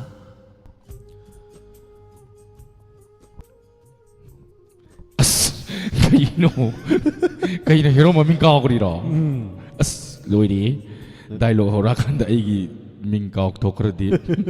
ꯑꯗꯨ ꯀꯃꯥꯏꯅ ꯇꯧ ꯑꯗꯨ ꯀꯃꯥꯏꯅ ꯇꯧꯔꯣ ꯍꯥꯏꯅꯣ ꯇꯥꯃꯣ ꯌꯥꯏ ꯍꯦꯛꯇ ꯀꯧꯁꯜꯂꯁꯤꯔꯣ ꯑꯃ ꯍꯦꯛꯇ ꯄꯪꯀꯧꯗ ꯀꯧꯕ ꯌꯥꯏꯌꯦ ꯌꯥꯔꯦ ꯌꯥꯔꯦ ꯌꯥꯕ꯭ꯔꯥ ꯌꯥꯔꯦ ꯇꯧ ꯍꯧꯕꯤꯔꯛꯑꯣ ꯑꯗꯨꯗꯤ ꯃꯤꯡ ꯀꯥꯎꯊꯣꯛꯈ꯭ꯔꯅꯨꯀꯣ ꯃꯤꯡ ꯀꯥꯎꯊꯣꯛꯈ꯭ꯔꯁꯨꯅꯦ ꯑꯃ ꯍꯦꯛꯇ ꯀꯧꯔꯛꯑꯗꯣꯏꯅꯤꯀꯣ ꯑꯃ ꯍꯦꯛꯇ ꯀꯧꯕ ꯌꯥꯏ ꯌꯥꯏꯀꯣ ꯑꯩꯅ ꯌꯥꯝ ꯀꯧꯖꯅꯤꯡꯕ ꯃꯤꯡ ꯑꯃ ꯂꯩꯔꯦ ꯅꯠꯇ꯭ꯔꯒꯅꯅꯦ ꯌꯥꯝ ꯐꯥꯗ꯭ꯔꯒꯅꯅꯦ ꯁꯨꯃꯥꯏꯅ ꯇꯧꯔꯁꯤ ꯊꯕꯥꯇꯣꯟꯗ ꯍꯦꯛꯇ ꯇꯧꯔꯁꯤ ꯇꯌꯥꯏꯃꯗꯒꯤ ꯍꯦꯟꯅ ꯊꯥꯅ ꯇꯧꯔꯁꯤ ꯌꯥꯏꯀꯣ ꯌꯥꯏ ꯃꯌꯥꯝ ꯗꯥꯏꯂꯣग ꯇꯥꯔꯣ ꯍꯧꯔꯛꯑꯒꯦ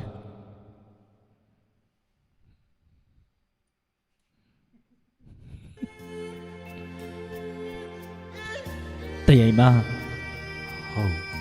ꯇꯌꯥꯏꯃ ꯍꯧ ꯊꯕ ꯀꯔꯤꯒꯤꯅꯣ ꯉꯁꯤꯁꯤꯕꯨ ꯂꯥꯏꯐ ꯆꯥꯠꯁꯤꯕꯨ ꯃꯤꯁꯤ ꯏꯍꯦꯟ ꯍꯦꯟꯒꯠꯂꯛꯇ꯭ꯔꯤꯁꯤꯕꯨ ꯇꯌꯥꯏꯃ ꯃꯁꯤ ꯅꯣꯡ ꯆꯨꯕꯁꯤꯗ ꯑꯣꯏꯕ ꯖꯥꯠꯂꯥ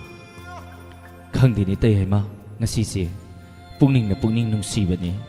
ꯀꯅꯥꯅ ꯀꯔꯤ ꯍꯥꯏꯔꯛꯄ ꯌꯥꯎꯏ ꯅꯪꯅ ꯑꯩꯁꯦ ꯑꯗꯨꯛ ꯄꯨꯛꯅꯤꯡ ꯑꯁꯨꯛ ꯌꯥꯝꯅ ꯅꯨꯡꯁꯤꯔꯨꯔꯤꯕꯗꯤ ꯑꯣꯂꯦꯟꯗꯒꯤ ꯑꯣꯜꯂꯤꯅꯤ ꯑꯃꯨꯛꯇꯪ ꯑꯣꯟꯅꯤꯡꯉꯤ ꯑꯩꯁꯦ ꯑꯣꯟꯊꯣꯛꯎ ꯀꯩꯅꯣ ꯍꯥ ꯑꯣꯟꯊꯣꯛꯁꯤ ꯑꯣꯟꯊꯣꯛꯁꯦ ꯑꯣꯟꯗꯕꯤꯗ ꯁꯨꯃꯥꯏꯅ ꯇꯧꯁꯤ ꯀꯩꯒꯤꯅꯣ ꯈꯪꯗꯦꯗ ꯉꯁꯤꯒꯤ ꯊꯧꯔꯝ ꯇꯧꯕꯁꯤꯗꯅꯦ ꯊꯃꯣꯏ ꯑꯁꯤ ꯑꯃꯨꯛ ꯆꯤꯡꯈꯠꯀꯦ ꯇꯧꯏ ꯇꯌꯥꯏꯃ ꯅꯪꯅ ꯍꯦꯛ ꯆꯠꯈ꯭ꯔꯒꯅꯦ ꯑꯥꯗ ꯑꯦꯔꯣꯄ꯭ꯂꯦꯟ ꯄꯣꯛꯈꯥꯏꯕꯗ ꯌꯥꯎꯈ꯭ꯔꯦꯅ ꯍꯥꯏꯔꯨꯕꯗꯣ ꯑꯗꯨꯗꯒꯤꯅꯦ ꯑꯗꯨ ꯍꯦꯛ ꯅꯨꯃꯤꯠꯇꯨꯗꯒꯤ ꯑꯩꯈꯣꯏ ꯃꯥꯁꯨꯀꯅꯤ ꯃꯥꯟꯕꯤꯁꯤꯅꯅꯦ ꯅꯨꯡꯇꯤꯒꯤ ꯑꯩꯕꯨ ꯍꯋꯥꯏꯖꯥꯔ ꯃꯦꯠꯂꯒ ꯄꯤꯖꯔꯤꯕ ꯍꯋꯥꯏꯖꯥꯔ ꯈꯛꯇꯃꯛ ꯄꯤꯖꯕ꯭ꯔꯣ ꯑꯇꯩ ꯀꯔꯤ ꯊꯨꯝꯁꯨ ꯍꯥꯞꯇꯕ ꯈꯪꯗꯦ ꯍꯋꯥꯏꯖꯥꯔ ꯈꯛꯇꯪ ꯃꯦꯠꯂꯒ ꯄꯤꯖꯗꯅꯅꯦ ꯑꯩꯁꯦ ꯀꯩꯅꯣ ꯈꯪꯗꯕ ꯑꯗꯣ ꯉꯁꯤꯁꯦ ꯑꯩꯅꯅꯦ ꯂꯝꯕꯤꯗ ꯆꯠꯄꯗꯅꯦ ꯏꯁꯩ ꯑꯃ ꯁꯛꯆꯜꯂꯨꯕ ꯑꯩꯅ ꯁꯛꯎꯕ ꯏꯁꯩꯗꯣ ꯈꯪꯕ꯭ꯔꯥ ꯈꯪꯉꯦ ꯅꯪ ꯇꯥꯟꯅꯔꯛꯀꯦ ꯅꯠꯇꯦ ꯑꯩ ꯇꯥꯟꯅꯔꯛꯀꯦ ꯅꯪ ꯆꯦꯜꯂꯨꯅ ꯏꯁꯩ ꯑꯃ ꯁꯛꯆꯜꯂꯨꯕ nang chelu ai tanarake haibro ai chenge nang tanaru haibro khangde adum chening ma chela sanu tanani mo to ko dum tanara sanu dugani tamuye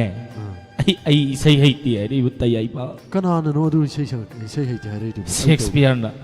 Lorem bam Shakespeare na ra ai sai haiti thangjaman jana na gani hai dei butai ai ma noksalak pari yawbro kari noksalak pari yawbro ai na samai na khommi tai ai ma kare ai na phat law na leitho gani tai ai ma hi tauri si kai no khangdro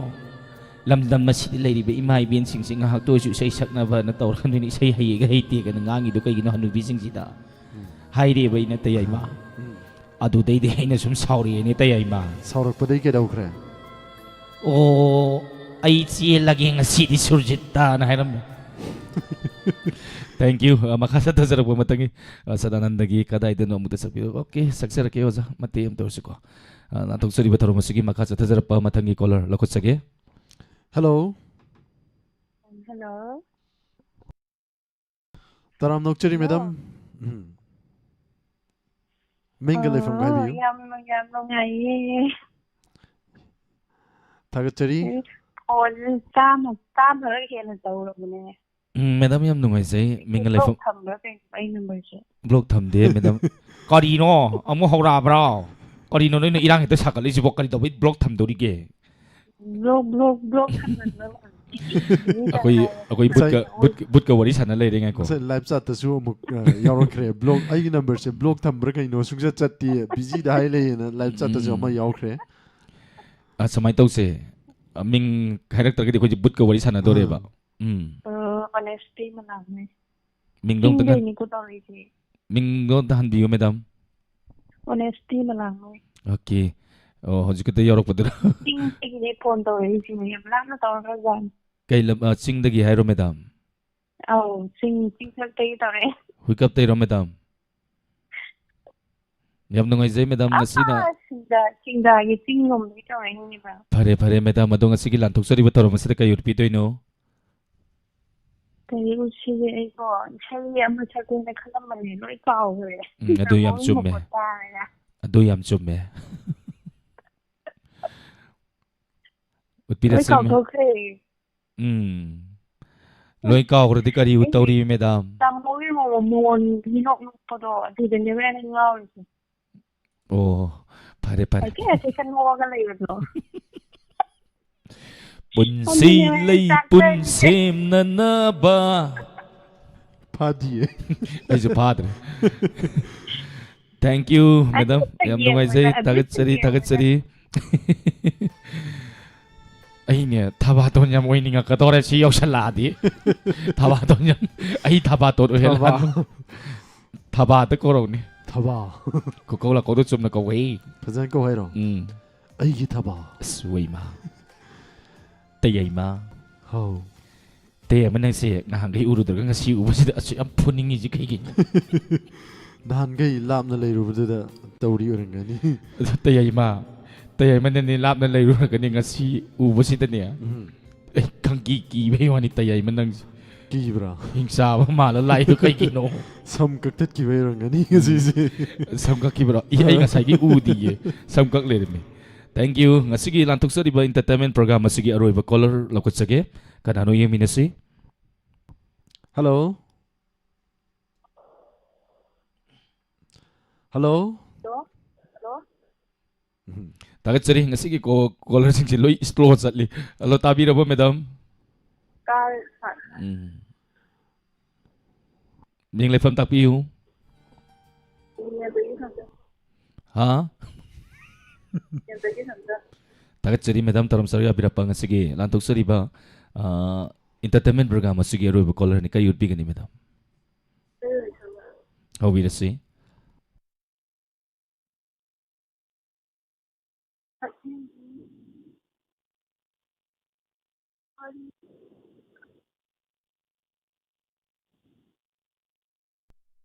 caller sing sin ne wang nung hai ta ra kai nung si si mag khu gi caller sing si sound se ta da du ki mating nung hai te ta re ado siung tang pa ka piu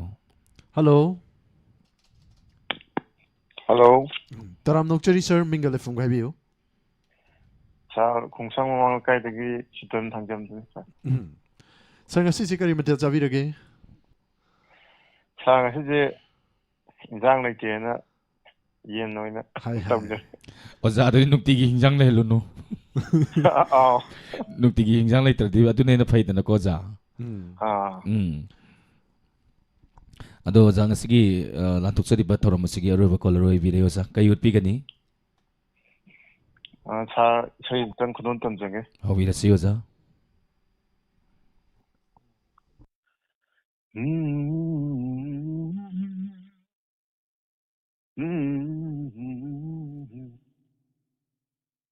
ꯂꯝꯕꯤꯒꯤ ꯏꯗꯥꯏꯗ ꯆꯠꯂꯤꯕ ꯑꯉꯥꯎꯕ ꯃꯥꯟꯕ ꯇꯥꯛꯄꯤꯕꯁꯦ ꯄꯥꯝꯖꯅ ꯑꯣꯏꯕꯅ ꯄꯤꯌꯦ. ꯂꯥꯏꯔꯕꯅꯤ ꯃꯍꯥ ꯂꯥꯏꯔꯕ ꯂꯝꯕꯤꯒꯤ ꯏꯗꯥꯏꯗ ꯆꯠꯂꯤꯕ ꯑꯉꯥꯎꯕ ꯃꯥꯟꯕ ꯇꯥꯛꯄꯤꯕꯁꯦ ꯄꯥꯝꯖꯅ ꯑꯣꯏꯕꯅ ꯄꯤꯌꯦ. ꯂꯥꯏꯔꯕꯅꯤ ꯃꯍꯥ ꯂꯥꯏꯔꯕ ꯅꯨꯡꯉꯥꯏꯅꯤꯡꯗꯕ ꯀꯅꯥ ꯌꯥꯎꯕꯒꯦ ꯃꯔꯜ ꯂꯩꯇꯕꯒꯤ ꯂꯥꯏꯔꯕꯅꯤ. ꯅꯨꯡꯉꯥꯏꯅꯤꯡꯗꯕ ꯀꯅꯥ ꯌꯥꯎꯕꯒꯦ ꯃꯔꯜ ꯂꯩꯇꯕꯒꯤ ꯂꯥꯏꯔꯕꯅꯤ.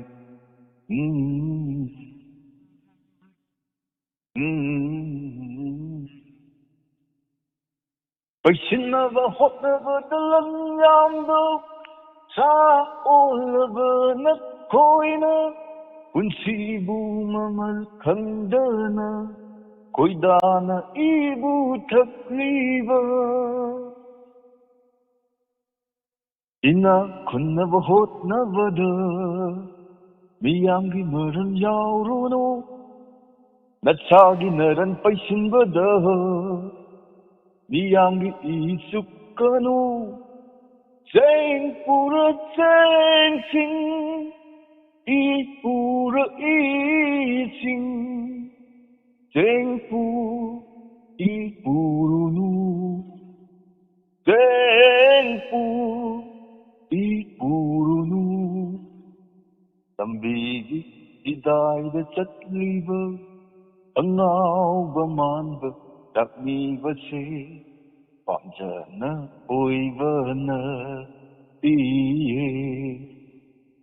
ꯂꯥꯏꯔꯕꯅꯤ ꯃꯍꯥ ꯂꯥꯏꯔꯕ. ꯁꯥꯔꯁꯤ ꯂꯣꯏꯁꯤꯟꯖꯔꯒꯦ. Thank you ꯑꯣꯖꯥ. ꯉꯁꯤꯒꯤ ꯂꯥꯟꯊꯣꯛꯆꯔꯤꯕ ꯊꯧꯔꯝ ꯑꯁꯤꯒꯤ ꯑꯔꯣꯏꯕ ꯀꯣꯂꯔ ꯏꯁꯩ ꯌꯥꯝ ꯐꯖꯕ ꯏꯁꯩ ꯌꯥꯝ ꯅꯨꯡꯁꯤꯕ ꯇꯥꯕꯗ ꯊꯃꯣꯏꯗ ꯀꯩꯅꯣꯝꯃ ꯇꯤꯡ ꯂꯥꯎꯅ ꯐꯥꯎꯕ ꯏꯁꯩꯅꯤ ꯍꯥꯏꯕ ꯇꯥꯔꯦ. ꯌꯥꯝ ꯐꯖꯕ ꯏꯁꯩꯅꯤ ꯁꯥꯔꯅ ꯈꯨꯗꯣꯜ ꯇꯝꯕꯤꯔꯝꯕ. ꯊꯥꯒꯠꯆꯔꯤ ꯑꯣꯖꯥꯕꯨ ꯍꯥꯏꯅꯤꯡꯉꯥꯏ ꯂꯩꯇꯅ ꯉꯁꯤꯒꯤ ꯂꯥꯟꯊꯣꯛꯆꯔꯤꯕ ꯏꯟꯇꯔꯇꯦꯟꯃꯦꯟ ꯄ꯭ꯔꯣꯒ꯭ꯔꯥꯝ ꯑꯁꯤꯗ ꯁꯔꯨꯛ ꯌꯥꯕꯤꯔꯛꯇꯅ ꯊꯧꯔꯝ ꯑꯁꯤꯕꯨ ꯃꯄꯨꯡ ꯐꯥꯍꯟꯕꯤꯔꯝꯕ. Thank you. Thank you, sir. Mani Mutum Thagachari, Rita Moirang Thagachari, Kamsa Kaisam Sar Olini, Dasana Isai Mate Asise Matiam the Sapiu Sar Sujit. Kadaidano Chatliva Nangna Aibu Thadok Piram Laga Kadaidano. Isai si phadi phazadi mate ese permanent sir. Nungsiba heman kibana soi kiba yauraglaba ngakpiyu ko aibu nangi thamoida. Nandani Thagachari Tharam Saruya Birappa and Opendro. Nungairibo sir ani nungaijari madam koi nungaitana ta leiba mi ni aita 21 Facebook live ta leibi busing haidinga laitana Thagachari horen thorom selo rakpada mayam share amam ta namiramu mi 70 hena Facebook live ta leibi ba Thagachari YouTube ta mi 227 Thagachari ado matiem ba thoma je susimti oinam kuire okidaba kuire mapau tadaba magi kadai salui Susita nang hango Nahan kay laktaway nasampoy ni Mukta sana olaga Pojani Lauri satpi phi ngang in bi lâu đi chất phi ngang in bi ta đây cây nô ít tây mà ta đây cây nô ít tây mà cái nô na hay đi nè inaw mo guro mo kuman na saro ling saro chun ka mapo kudi magta thung na bo oi o inaw gi borlem na magphangage thung na jaragi loisal lapasidi ngarang kanbirak pisay do kudol tam masiko alang mam robita na kanbirak pisay ni kudol tam sakit amin na si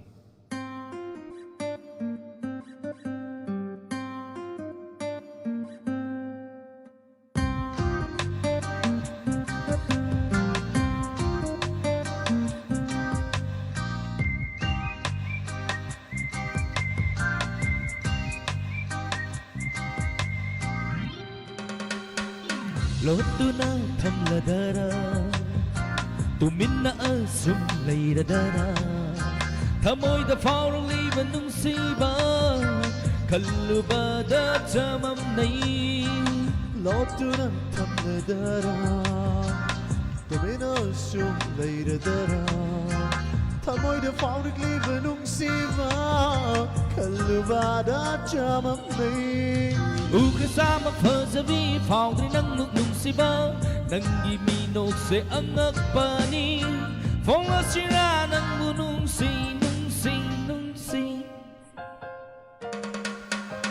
lót tu na thầm là đa ra tu min na sum lay da da da tham ôi da phao rong li bên nung si ba kallu ba da chamam nay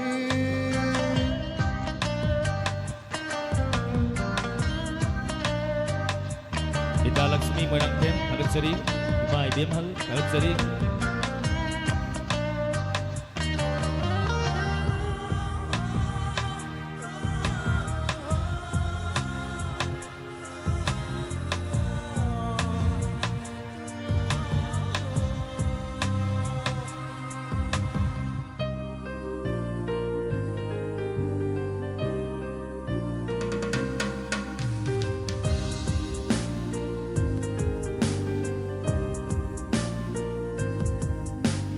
Mangling manglan amat hamoy masu Manglan si dasu nang nalak na biri Mangling manglan thamoy masu Manglan si dasu nang nalak na biri Mai thong masu oi na ni khan ba da harau zari Thamoy masu momon nok tu na khang zari Khang biwa magdating ay gitamoy nang ay gitamoy nang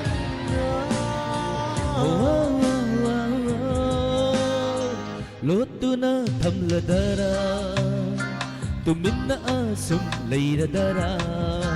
tham ôi da phao rong li bên nung si ba kallu ba da chamam nay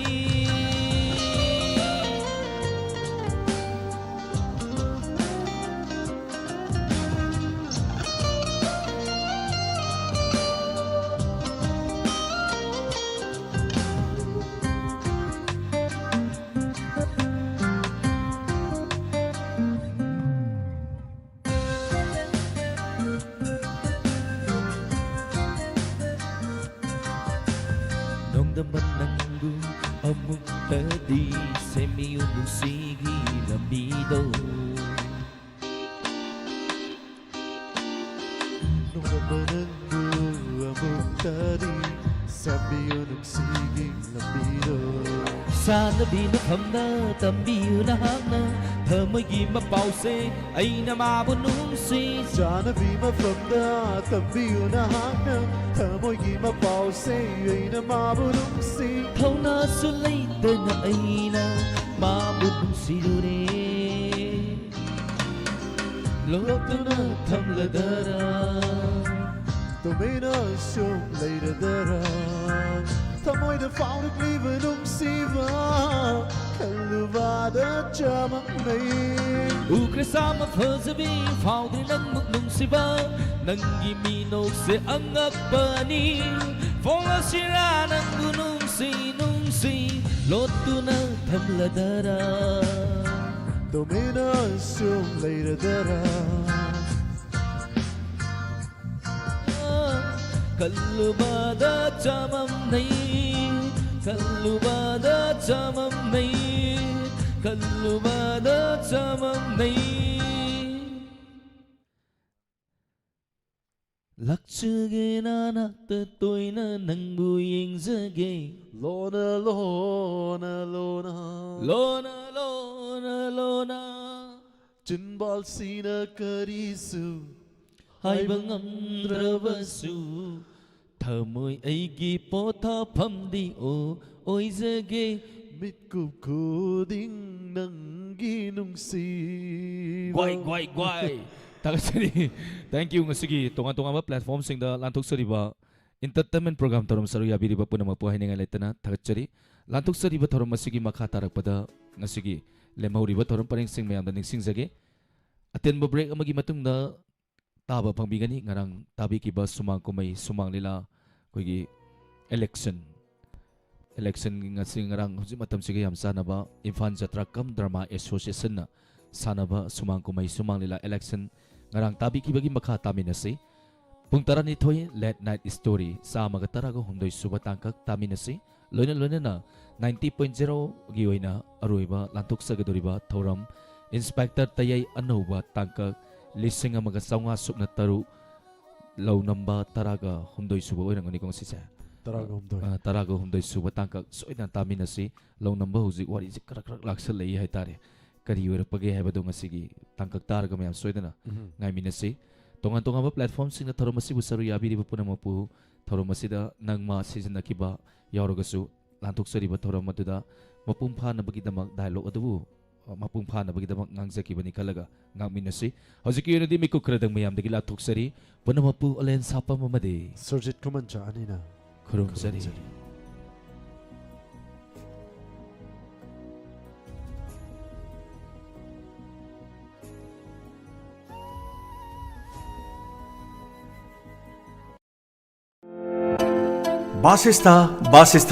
Basista Katyayani Company Phauda yamna taganba utong satpi mayon chikpi maru chikpi amadi wahik mapung phana ngakthokpa ngamlaba hidak Basista mamal siyamna hongba lomi singi khwaidagi faraba hidak makhalamani low ubiri bisingna tha sida sizinabada khwaidagi faraba hidak phangphamdi Laima Agro Store arong thongkhong mana near District Hospital angabo Nepra Junction Sunin Agro House Charangpa amadi Manipur gi hidak yonba retailer singda phangbigan akopa marol gi dama 9863861738 amukana 9863861738 Basista Lomi Singi khwaidagi faraba Katyayani Company gi Basista amukang season aduna changyeng biu phauge leina tina kaya marumda inga thoktuna adongi sathok phokthok hena phagadhan biu nungairaba pauje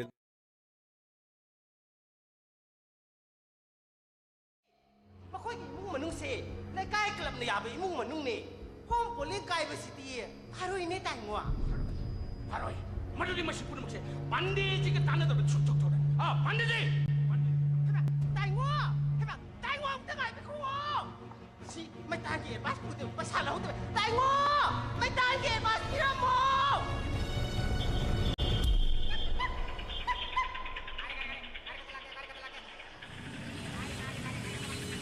ai lau ne kilometer ma ju pha de pham si da so na traga a okto da to ma cha si ga nangai ga ri so da kam tu min nge masak ne ga na makeup ka tawro la dana thunam na pa thomdal la di ba gunda tawri ne hairasu na khom na khut na sadi tanawi sin kharba gari marat makhol ju taning draba masak su uning draba bisa nai da siba han ba tani mata gum thautan na riba diesel auto singsina thenga da khot ka na pakhat pe wani da nang dum session jau lambi da post tawra ka chat na riba mobile phone na ngai thong na riba kangu sine ba samtali singje ai di lambi sali kaude zebra crossing khangna chali traffic red yellow green light ke artha khangna lambi lali ai gi damak ta kanam ta pakhat pitra suya o kanam ta pakhat pibam thok ti ye ai ta na som pakhat pi wani da nang ni ka do pakhali ba ha ka do pakhali no asi bau khang de mal ai ko ne kai nang khali se ei seran turanga khalakanu ko अरे मतलब किन चाने किन मुसाबे या बसा बोलो किन मुसाबे या बसा बोई तादी अखोइसु नों फादुक दि महौ येंबा याइना येंगरा हा येंगरा हाइबने कइनो बादु लंबीनी लमजाव सोनी आइखो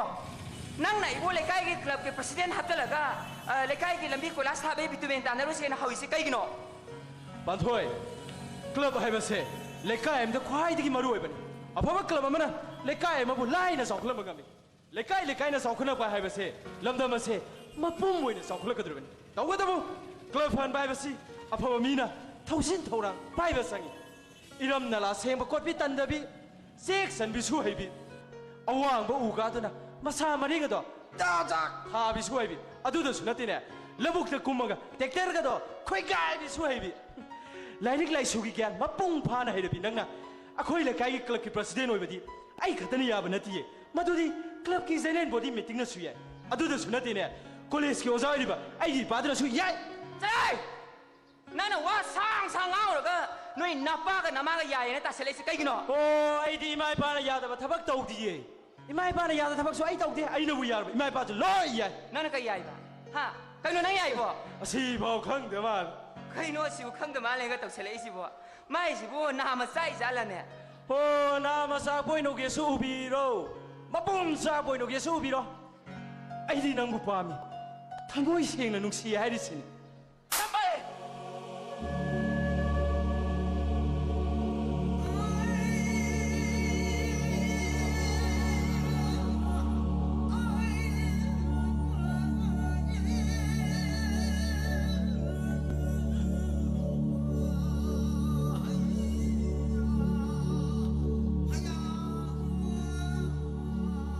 학상이 그냥이다.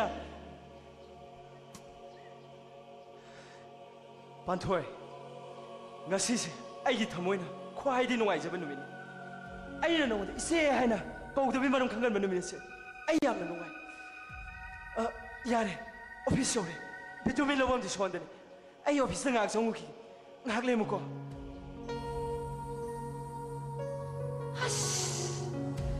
पोकपदगी इसागी चाही कुनिपान सुरबसी फाउबदा माना सिगी वाजे हाइदनबना फना ओखाक किहनमनी नमदन हे हाइखिदा कइगिनोने नुपासिंसिना अदम असयाम कलिसिबो ए नंगना खंजबै वानी आइदे कसु खनबिदे याम हेंजलकन को अरे मद नमाय काइनी तवबदी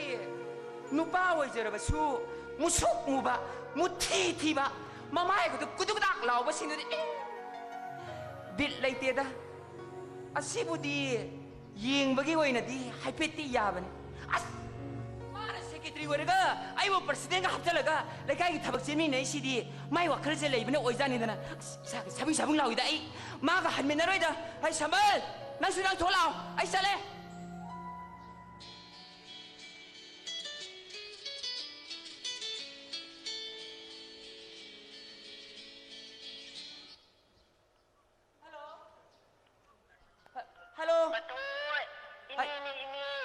इने कइदौरगे नन नाउ मरुतो फाउलिन हेबेमा हा कदिगी को छालो ला कई हाइबा असे किरो इने नुंगारेदा इने आई लाक्सरगे आई होजमा लाक्सरगे थमिरो इने संबल रुपा होय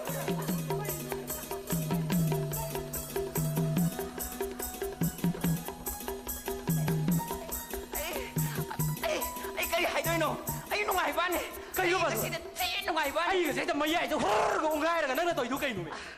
आई मरुक तो अदु कइदौरगे आई नि याउ मरुक तो अदु कइदौरगे हमने फाउरे बा अस नुंगाइ सालो लो ये आई अदु दि बान्थोय मामगी मै लेंगमजु सत्प यानी अदुगा अवाबला सेममदो आई बाबादा हापु सोइदरा आइगे बाबागी मी उबा फंगलेनी को संबल उरनी लाओ सालो से लाओ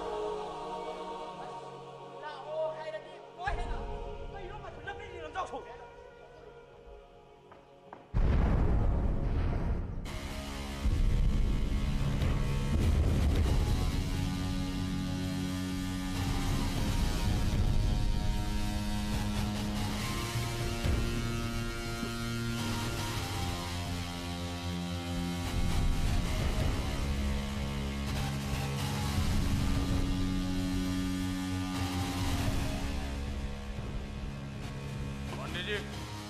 뭐래? 어제 뿡은이 딸이 수습나라. 어제 뿡원에 수업 전에 다래보가. 세 염나 보자보면 또 뭐래야? 미 고나 솔레이드래가. 아이 말 이브레 꼬우랭이가. 원시바. 윤무시 그나마 들리더라.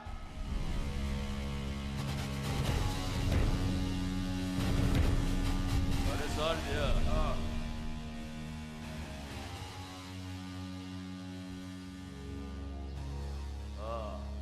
어찌하다 미물라고 그래 보고자. 아시네 분시바에 보시. 하이웨이도 시행징 가리 토르머니. टेक्स लोग सिंह टेक्स भी देना बाहर देना गाड़ी कन्ने थोबड़ेगी एक्सीडेंट थोबड़ेगी मम्मी लेनी मक्या तांग खड़बड़े अरे और से नेगी पिबम तोपा टेक्स पे तो लगा गाड़ी नुआई ने सटके दिले ड्रामा कोरी के सुपंग ब्रबा ओची पोंगला बदे मोमे तोंग दाबने बसार जिया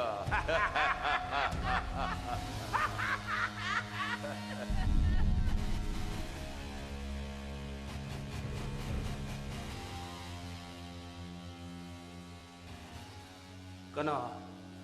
आई खोजन खंगदरे 콘질 시부 юмлон नबने खंगफम थोई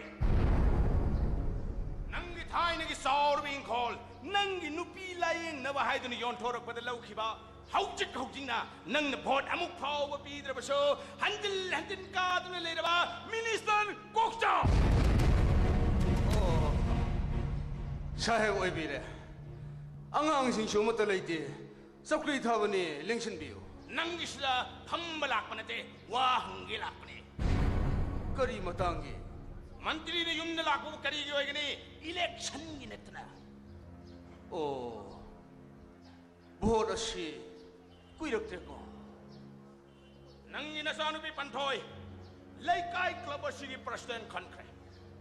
नंग मदे नंगी इमुंग मनुंग ना आइंगोन द भोट पी द भाई बसा आइंगोन द याम न थिरसुई मधु सराव नंग आइंगोन द भोट पियो आइंगोन द भोट पी द बदे नंगी उद्री बनमित अनिमक्ता आइन सोई तन मकी lying बिगनी खंगो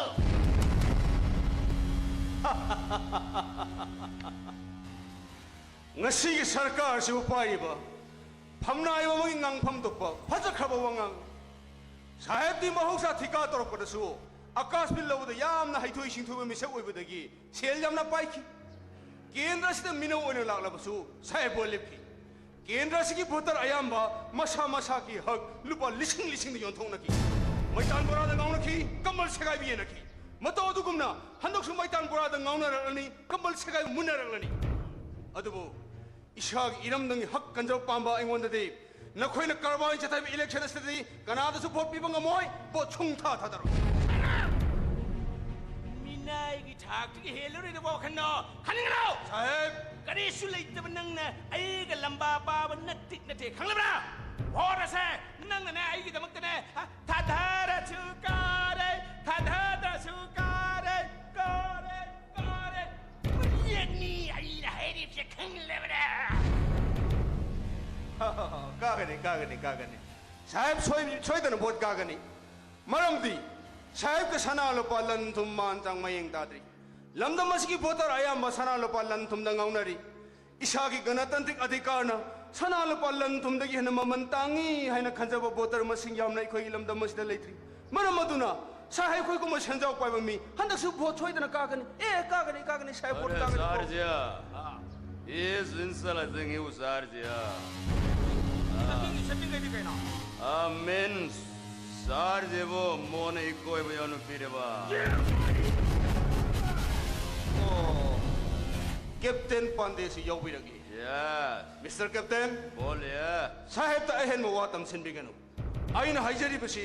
ay thamoy asumba amadi asing mo wapamli. Kore sumbora. Kore sumbora.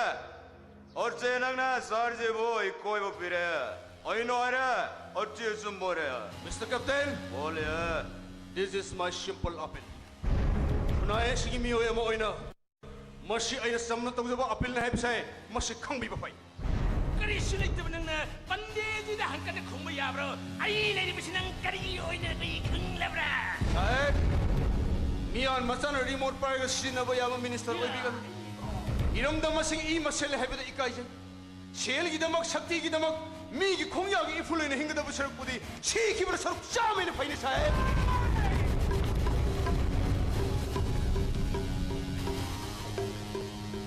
नंग योमसिंग ममियोरा नंग योमसिंग ममियोरा ओसिंग ममिद योम कुइना हिंगबो योद्रेबा मसे नबु इंडिया के हुकुम मोरेबा नंगे गसग मणिपुर के पेफल ओसिंग ममी ऐ गोना किल Kapten, olha, ngasi upaya ikaw, namo soina iba mitang mo iba nang nakuthari. Yay, ay natagali. Adu mo nang nakhangadabadi. Ngasi ay iramdam asida, ay mo lising, ay mo henmat lak thong na may hapse, khangadabadi. Nakuy miyan sa singa thamay biraba, hing siraba, makok tupi ango mo paneta mama makoy itsuploy na hapse, nang inapo mo India na, damdog to salo. Hey, you bastard! Hello! Hey, hello! May tayo ipay po yung nabaglang hanggang may ligang siyan today. Nakoy mo kang lagang imas na pinag kanutan to ng simbra. No! Ay, imang!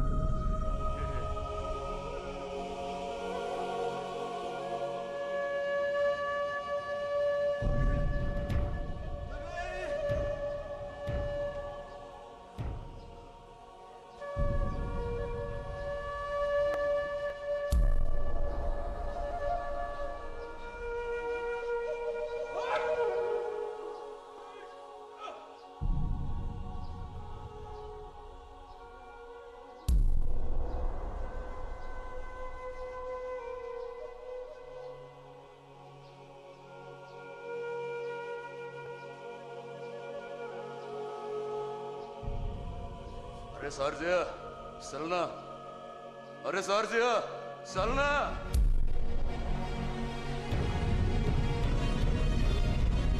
अरे सारजिया गड्ढे का mafia निकाल चला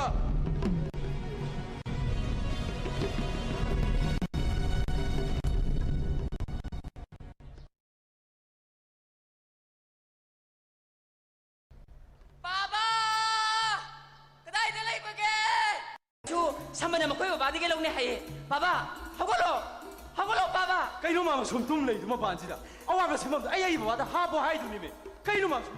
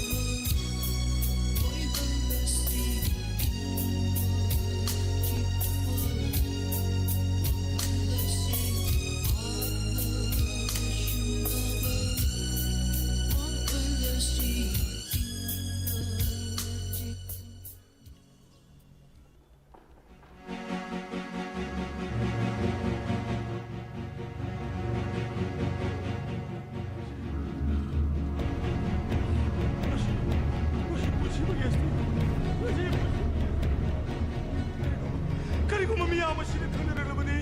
아이기 용미 온 사건이 분노하려나 만지지 또 보내면 अरे sir भैया 만지지 नमस्कार नमस्कार 난 그냥 버려 어제 보쌈 농아이 보래봐 가리 보는 거 만지지 미하라야 가리 보 अरे सर भैया मी होट पे हुआ तो अमुक वन में योद रे बको और चाहिए आएगे को नंग बाप तारो को ओसे मिसी ऐसे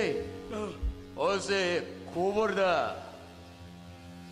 सोकंग दबो मीन होट पुनी होय ना होय ग्रेवा अरे सर भैया और से नंगे मणिपुर दे सोकंग दबाई में मिंग तोल सीधा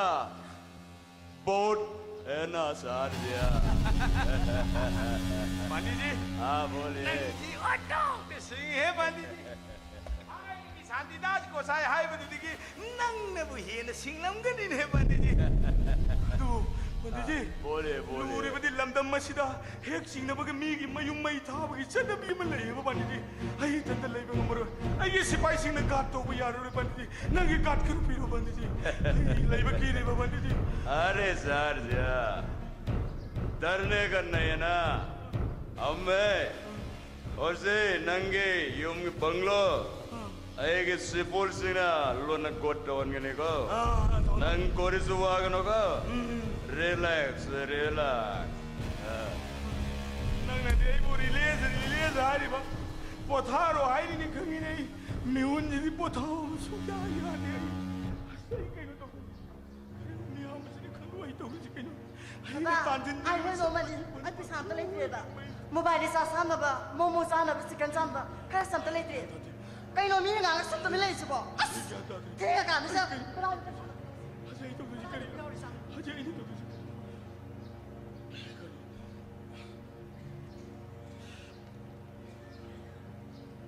아이 가고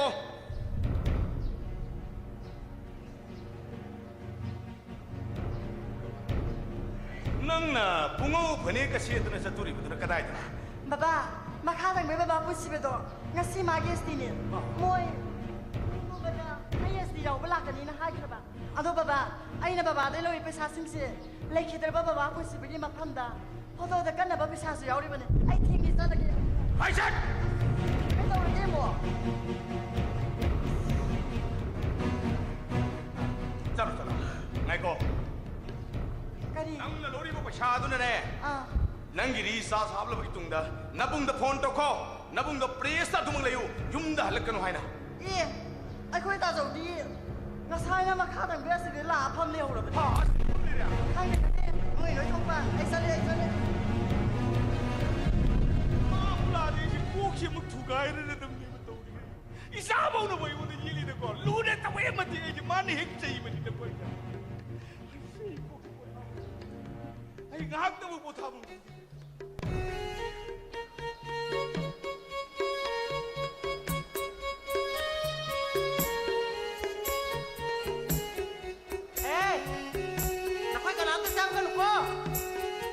tại ngô ba ru qua đi sao cái tao lấy thằng nghe tên à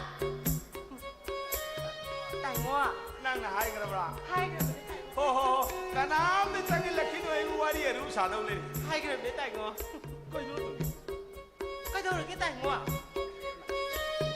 coi đâu được cái mì ta thốt đi na nang ni mai ta nyu me tu ki din na se ka di yau tu ba je khali he ta thốt mà tu ki hoi ria mani ne tại ngô đi ra ra đi cô ai gai ko de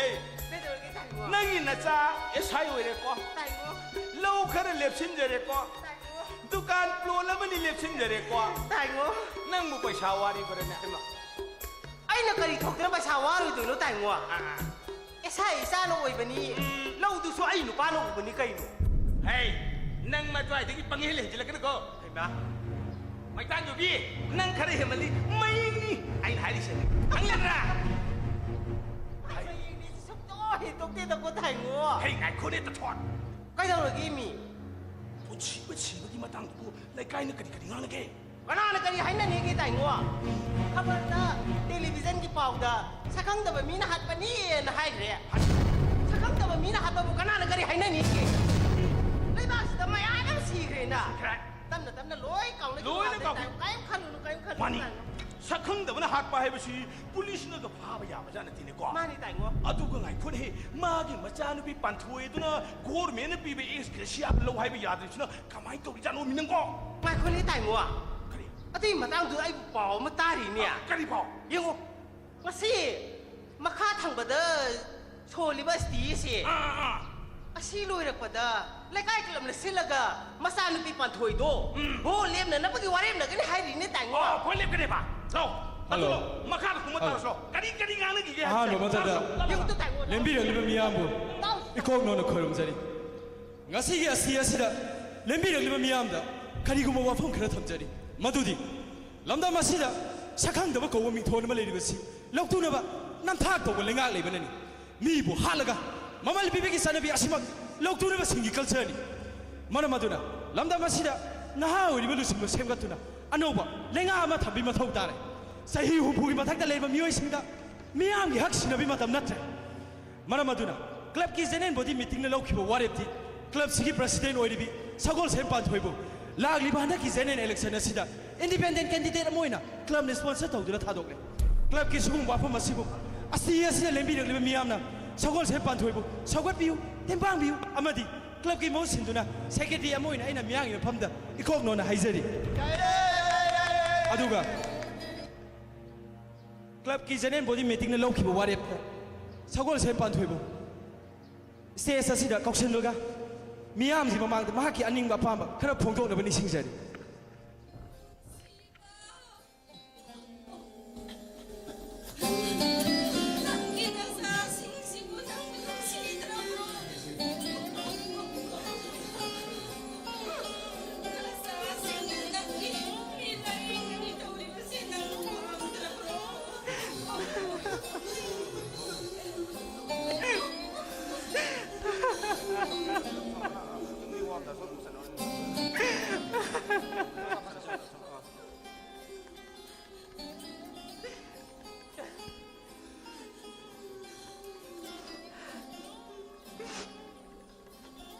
Papa, ngasi miyam na lauri ba wari ba sibo ikok thakta hapkat chaduna chatpana ipana hamjaram lambi du ta chana bagi aho lambi ne khong thang ne khalage ko papa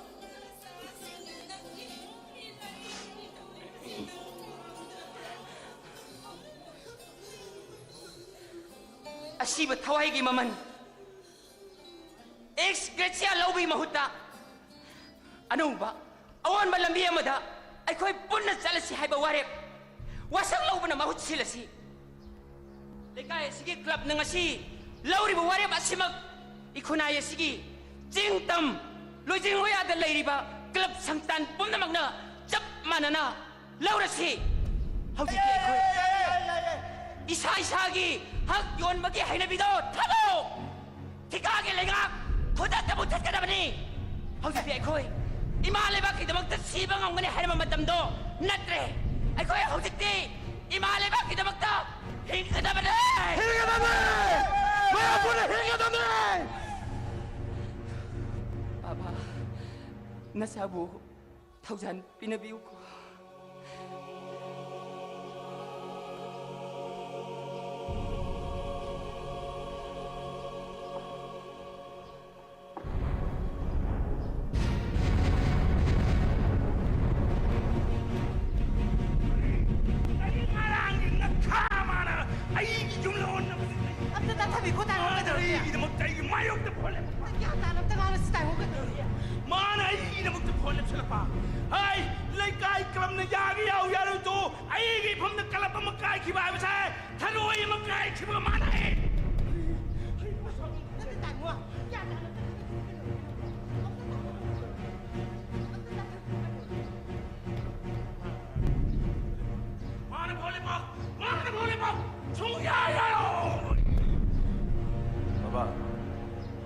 करिगनो मान बोले पे यारो दर पे यारो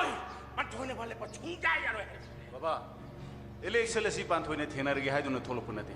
मियामना sponsor तौनी पांथोई लुपा पाइदे तौबदुबु well educationalist ने मंगोंदगी मियामना पैसा फंगनी हाइबगी आशा तौदे अफबा अचुम लेंगावलो फंगनी हाइबगी आशा तौई मसे बाबा अखोई लमदम सिदा डेमोक्रेसी दा हंजनबगी अहोबो खोंगथांग मोइबे याय बाबा पैसा से सुपाई पाई तो मान भोल लेपगा कना ला थादे बिनेगे हां कना थादे बिनेगे ताइगो अखोई दी ताइगो की लेक दर मिनिको मनी नंगुंबा वोटर सिंग मसा मसुनी ngasi lamdam sida sipam na phang khang na lam si si sing sakhang da ba hai ba se sen sakti lei ki ba makhoi du na sem mane hai ba se hagla lon manang na khang manate hai na wa la de khalidra lei pa ga sida ne aina sen thada ba luk kaya ma le ni to nong mai pai ba lupa pai ba mi oi kaya na ai ge active worker ori amoi amadi paisa ni gi lan pham da paisa na mai thi ki bi itihas ngasi phau da lei tri mai ni ai hai su democracy द मियाम की मिहुद है बसे उमर नती है बाबा इसिंग कंगलबा पा तुरे न गाना लेबंग हम दबगुम मियाम न बुयादबा मियाम की मुसु लेबंग मोय निंगसिंग मयाय बाबा सही कुंथरा है न पान खिबा इजिप्ट की निंग थोरेल गुम पान खिबा होस्नी मुबारक ngasi मागी फंफम दगी मियाम न चिंग थखरे एपा थै हाबदी मिनाय पथाप की पलान खरबा अमुब कांगलुक की नहा लुसिंग Barack Obama ngasi super power लेबा की यूएसए की प्रेसिडेंट होइरी डेमोक्रेसी दी शक्ति है बसे मियाम न सेमनी मियाम न मपुनी है बसे बाबा हुजु खर खंजिन बिबा फैदा बाबा करीबा हे अदुगु मचन लो जत कया दो नवालु दे पैसा ने ngam दब करी बदलजे खंगला ताइगो न हाइबा सुमी हसिके मतम दबु पैसा ने ngam दब कई लेगे ने ताइगो पैसा ने खुदबा ngam ngata ni ताइगो एनपी नंगनानो हां नंगनानो हे नुपी काई हे ए नंग कनान खंब्रा नाय कनान खंग्रो खंग्रो न पा सिदा हुने नुपी से आई की एक्टिव वर्कर नि खंगलब्रा नंगुमा मणिपुर की सत्तब खबर फोमन नुमी ने ए हा का कायरा हाय बे नुपी नो ते खंगलब्रा नंदी आई मोने ने वोट थाता दब मी ने खंगलब्रा इसावरसु नंदी मिरेम ने की होते मिरेम नंग मुलारी तमली से आई बो छिंदन चाइना बकी बकला हाय लो मा गुमा छि को छिंदन वाली साबै दरकार के लो सही लो पानी जी काटले वाली कया मस खा दे लो सही लो मसी जंग कोई दे जंगुन है जंगु जंगु अतोक पदिने को होई की बाबा से आई की बाबा मंगना मोरे याउद्रबको ngasi पृथ्वी असिदा मीडिया ना हिंग नुंथिन तुमम चाबम खंगदर मखै लौरिबा थौदांग से बाबागु मसिंग असिनदि केप्त खंगिदि आई न ngasi फावबदा लमदम सिदा अफबा लुसिंगबा मखै सक्तम अफबा थबकी पाव ngasi फावदा इन खुना मियाम द पीब ngamde और पीने बीबदा खांग बंगमद्रबा मीडिया पर्सन अदुननी सुपर पावर लेवा की president Oramba George Bush the खोमम न लंगसेन न इकाय बपिखेबा मसिन लेंगा पसिंग द पीरिबा मेसेज अगी बाबा गुम सिंह कैंत ना सुनते अदवाई आई मकोई द खंगन मति ताई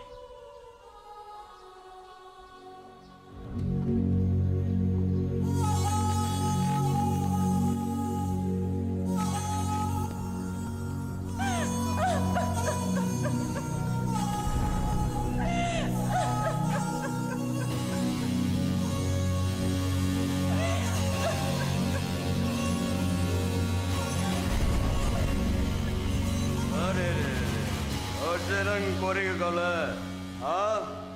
어쩌는 꼬리가 가래 하루 아이디 마바데 로고 페사 이름은 넘버도 까나도 칸이들 본도 아도가 난 뭐이라 난 나이버 만지 마자나 피니 칸네 칸 아이고 때문에 무슨 난기는 비오 핸디가 허직디 아이음도 한번가 미타이 누피 시기 마포 마자기 칼꿈나 탐리바 누파도 마포르베니 하이나로 आई नंगी न तुम दिल ना और से आई जाएगे तो वक्त के 1 सेकंड कोई तो कोई याद हो मिस को रे को और से नंगना आएगे सेकंड मोबाइल नंबर दा nang nay bu kore MS ta nange apamba loina re aina nange aning ba pamba tungale musai londreva और जे आइले आइगे family लरे सोदी तोरे नंग बुकरम नहीं अमुक सोदी तो गुदरा और ये वाके तरोगो और ना अटो पड़े सोदी तोरो और जे कोना ने सुकंगरो है बा नंग ये होई द्रगलोरे ngose nange Manipur के people sing असिद नंग गुम्बा कया मा लरे लैसा साधु लरे nang nai bu pu na sap ta bia boy nak ta ba de nang ngon kori dau gira aina nang mo hat ka ni are re hat ka ni are re और से मणिपुर के नुपे थोना यमने परेवा हाँ hello आइबो hello किल में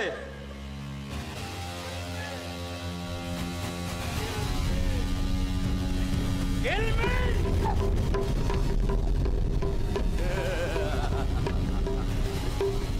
Orse, ngosige todo se, nonge foda, nonge boya, nonge people sing da, gori gumbo hoira ba, nonge family, ayne तुम hot kane, मेरा नाम कैप्टन मुस्तफा पांडा समझा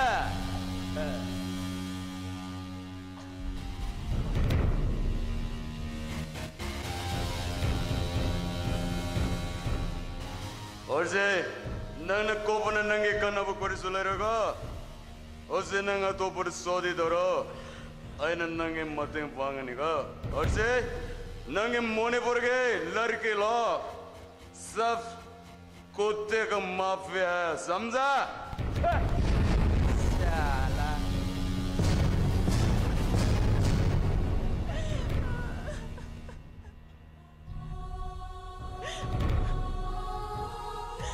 Mani, isana thaksa balang, isana thuzala. Ay ta sauki pokta ilam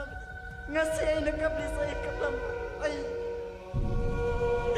Ay hingu be karibu kanan. Minam bahag sang pula ngasila. Samas mimang ayut pa sa ipam. Ay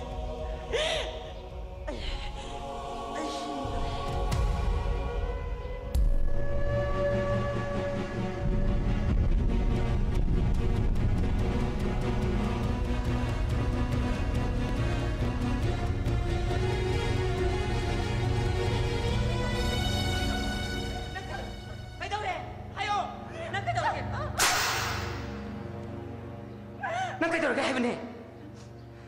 hayo lang le ay hindi karigi pamdri ba ay gi babagi maru kepte musuk pandi mana kay dorga hayo mana kay dorge mana igi sallo me kare se ay magi nupi wayo hay wala mahali yarak tare ay kham laga dui minam bahasa pola ko na ay inda sang masay pa ay kham laga na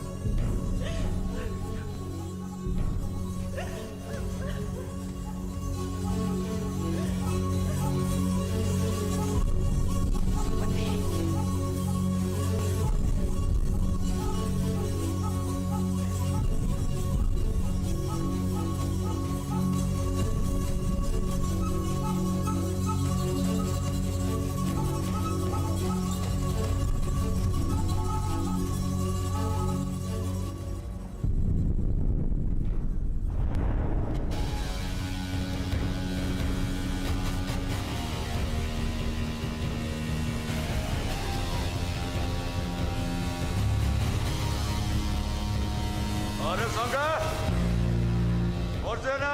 gate की वो मुंद ले रहा और से हम section ले रहा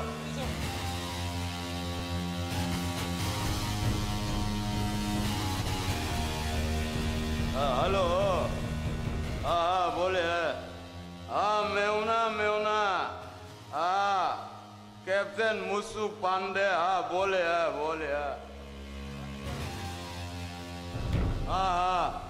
आइए उसको मंत्री के बंगलो तो ले रहे बा और से माँ कहेगा सिगरेट तो कम तो दो याद रखा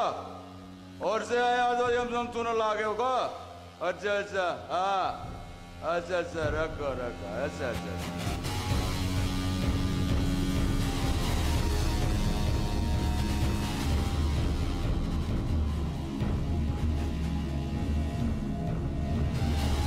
Mr. Pandey, Langley na hari siya sumra. What? क्या बोला रे? What is that? Bring her as your wife.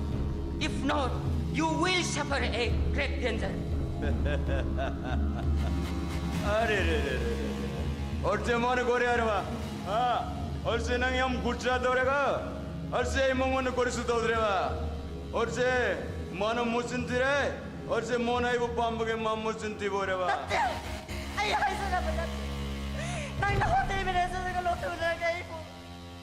Ay, mo man makado na solo na kami ba na? अरे रोना मत रोना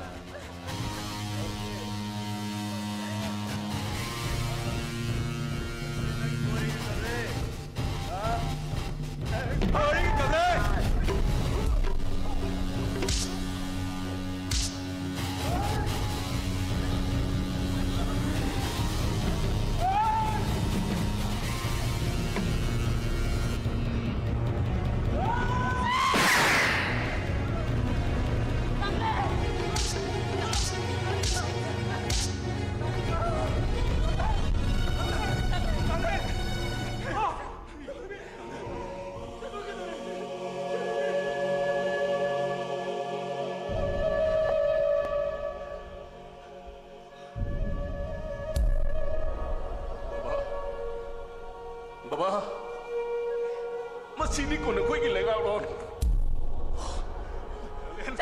Dokter.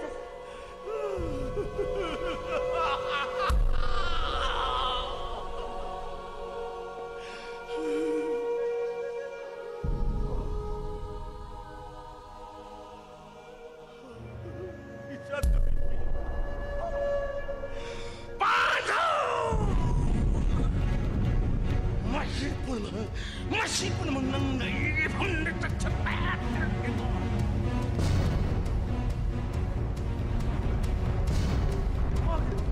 Mari mapapandi sini hati hai besi makan kamsa. Yes, kanging makan cinawain boso. Ane jaya sang marungi mahakai chow kan ngene.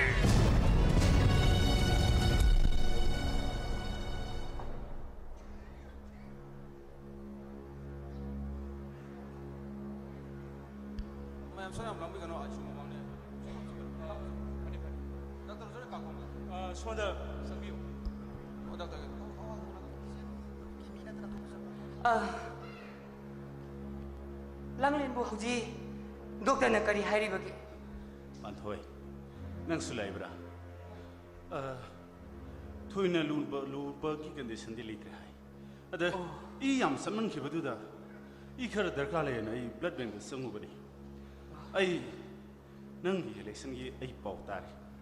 Ai gi baba di tangai phadana ticket piru bagi damak to board le phan bani. Hiram khudimak to marai chai thar pai gi baba. Magi heart ya na ba hingalali. Mapun sikim ki bayai. Masipuna maksing se panthoi. Ma na lisang sin sa tharak pa phatta ba thabak sing adugi mahino oi bayai panthoi. Ai pumnamak tajar. Ai gi election maram oiraga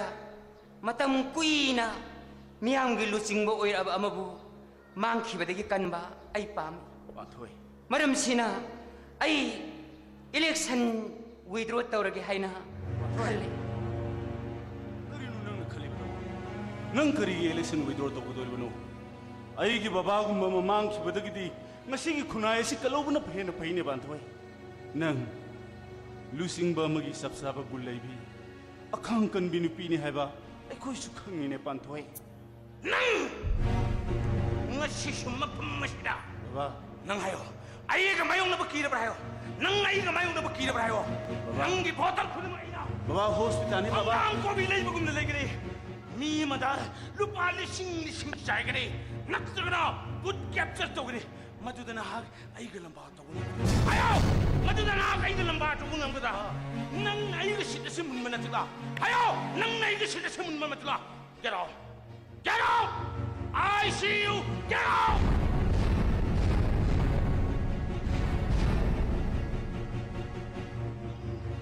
baba karino baba yamna wakhan khantaba ngamdrisu karimata khangdrisu karino baba karino aibu khangde haibu man karino aina kari khatraga baba dagi CM na minister pham lok thokre baba na lunu chana tawjaba pande manipur gi wang da thakre masi phawa masi karigino haibu baba karimata khangdribu karino baba hai makoi ki chief minister ra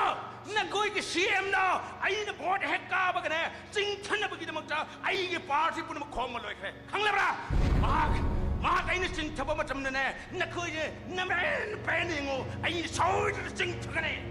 ikai khandraga puk thalya bagi matam do hojik tin natra bane baba ai bu ikai khangda banangna baba bu kari dei kai khangi gi baba di kai bu khang khang de ai bu ikai khangda baba ikai khangda banang baba Laji babuda baba di ugar chi baba kari bet kham da bagum da gum tori se bu kari unone baba baba ki cha tumbi ai gi ne isal lang lendo baba nu lu nu tau jaba musuk pande duna nu pi we bagi kai khumam pun mangan bi khabani ne baba aduh Sakti pai paming hai isal Sinabu tahu kan bayu padula kare kotara di siro idrai bi nang cheba di kiri ne ha nang cheba di kiri ne wah masi ini ne tahu ri tabak sing ase heng ne bagi damak tani ne cheba ki ba mi bu kana lai bage cheba ki da ba mi bu kana lai bage cheba ki ga di hango Samal hango, asai sebe wado hango. Nangna, mandi kokshau ki damakta, miyam sigi mamangta, oi daba, namthak, taugi upurima, hasik, miyam sigi baji sengo, hasibak sengo hai jini. Nangna, mase. Mase kinza pos, ay sito ja, ay sito ja.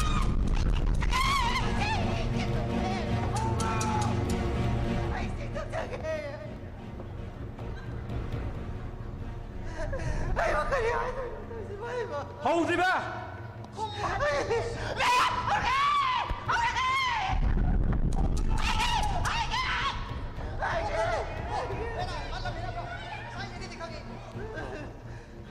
Mati koksa, magi puta na bagi magda. Ay na prasa ko di magda. Pasayin ko sa pamatamda. Prasa siya do. Paisasik tunuasa. Aduga. Aduga kayo ba? Hayo! Naloy ko! Pasa ko di magda iloy na yun dati. Ay naloy na pasin sa upang. Kari! Masih.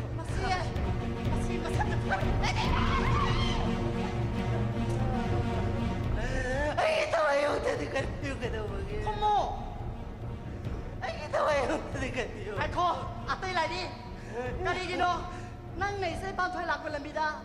Kana gino, kana hango banan na sai ai se. Hayo! Sal hayo ne, hangi ja saja hayo.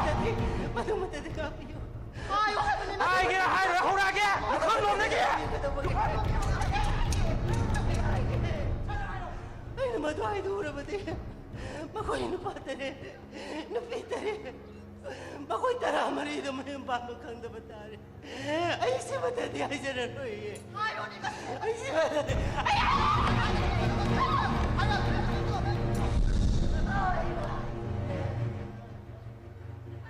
Sal hayo ne hanat hora ge khon nom ne ge.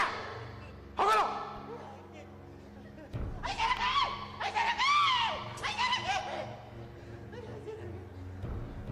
Pantoy na lakad ba? Pantoy na lakad ba lambi ito da? Makoy na patare. Napitare kising dulaw raga. Mana lakad ba lambi ito da sa iki ba ni? Ahan ba sa ito pelo iba dagi? Ani isu ba ito di? Ay isa isu yaw na sa isa. Sambal, masih ka daw ꯇꯧꯁꯤꯒꯦ ꯕꯕꯥꯁꯦ ꯑꯗꯨꯗꯤ ꯅꯪ ꯅꯁꯥꯒꯤ ꯅꯔꯥꯟꯕꯨ ꯉꯥꯛꯄꯤꯌꯨ ꯍꯥꯏꯅ ꯂꯥꯛꯏꯕ ꯃꯤꯌꯥꯝꯁꯤꯒꯤ ꯃꯃꯥꯡꯗ ꯍꯧꯖꯤꯛꯃꯛ ꯖꯒꯣꯏ ꯁꯥꯗꯨꯅ ꯉꯥꯛꯄꯤꯌꯨ ꯍꯥꯏꯗꯨꯅ ꯆꯠꯀꯗꯕꯅꯤ 사기라 사르래 난 나는 그렇게 한다고 말해 뭐지 아이 사사 처함이네 사가담네 저거이 사가담 cây 저거이 해 아유 능 cây 저거이 해 아유 니 사 cây 저거이 해기네 내가 비우거든 그게 뭐지 사로니 나세 에이 cây 저거이 해 아이 저거이 해 저기 저거이 사르게 사사 처음네 이세이 니가 시작해봐 이세이 주 열로 뭐지 가져오게 서울에 뭐 진짜 인자 rồi cuộc sao khi bây giờ 가자래 사주소 가까나 서울에 인자 rồi cuộc sao khi bây giờ 가자래 làm là vậy đâu giờ rồi khi bây giờ 인자 rồi cuộc sao khi bây giờ 가자래 뭐 khi bây giờ 인자 rồi 가져가자 파로 꼭다주 가야 되고 그러면 우리가 세리지 뭐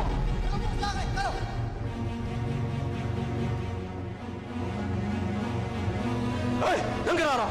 어이 여기 연기 타다오 타다와이 나 때문에 눈에 상황하네 아이 연결하나요 아이 선발 선발해 너나 미양이 하거려 벌리 박스도 부 수혜하러 부에 가라니 아이 타와이 학살 많고 낭나 탐방금 되길럼 타다오 타와이 난 너니 양 보래 파이 그다오게 파이 아도라니 그다오게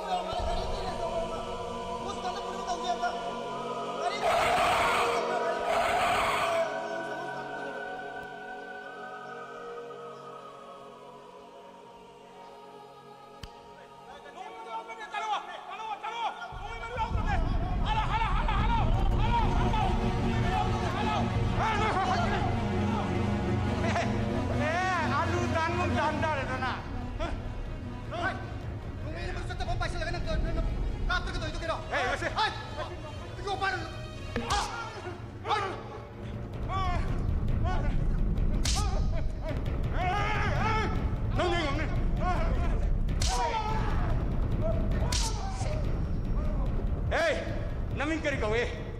ha? Tong kau ha? Namai lo to,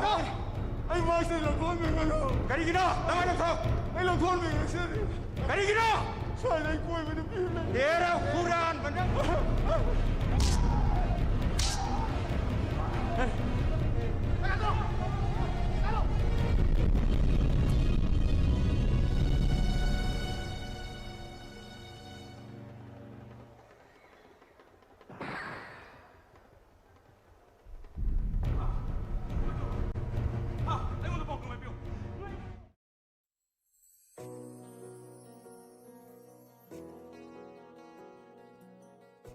Hojik tabikri sumang kumai sumang lila election Infan Jatrakam Association Sanava sumang kumai sumang lila tabikri lila sigi aroi batangka hayeng pungja si magtada mayam punna taminasi aroi bat lemoriba lila sigi matik kharaga laga lila anoba maga hayeng mayam da soidan tawal tawsagi mayam panghayengi pungja si magtada mayam punna taminasi tharom la tutuna tahanjariba si 90.0 Wahong Radio Madi Diamond TV gi Tauram Paring Singni YouTube Madi Facebook ta laibiriba singna Next Page ta Late Night Story Sama ka tarahum dui suba tangka kita magtalakpi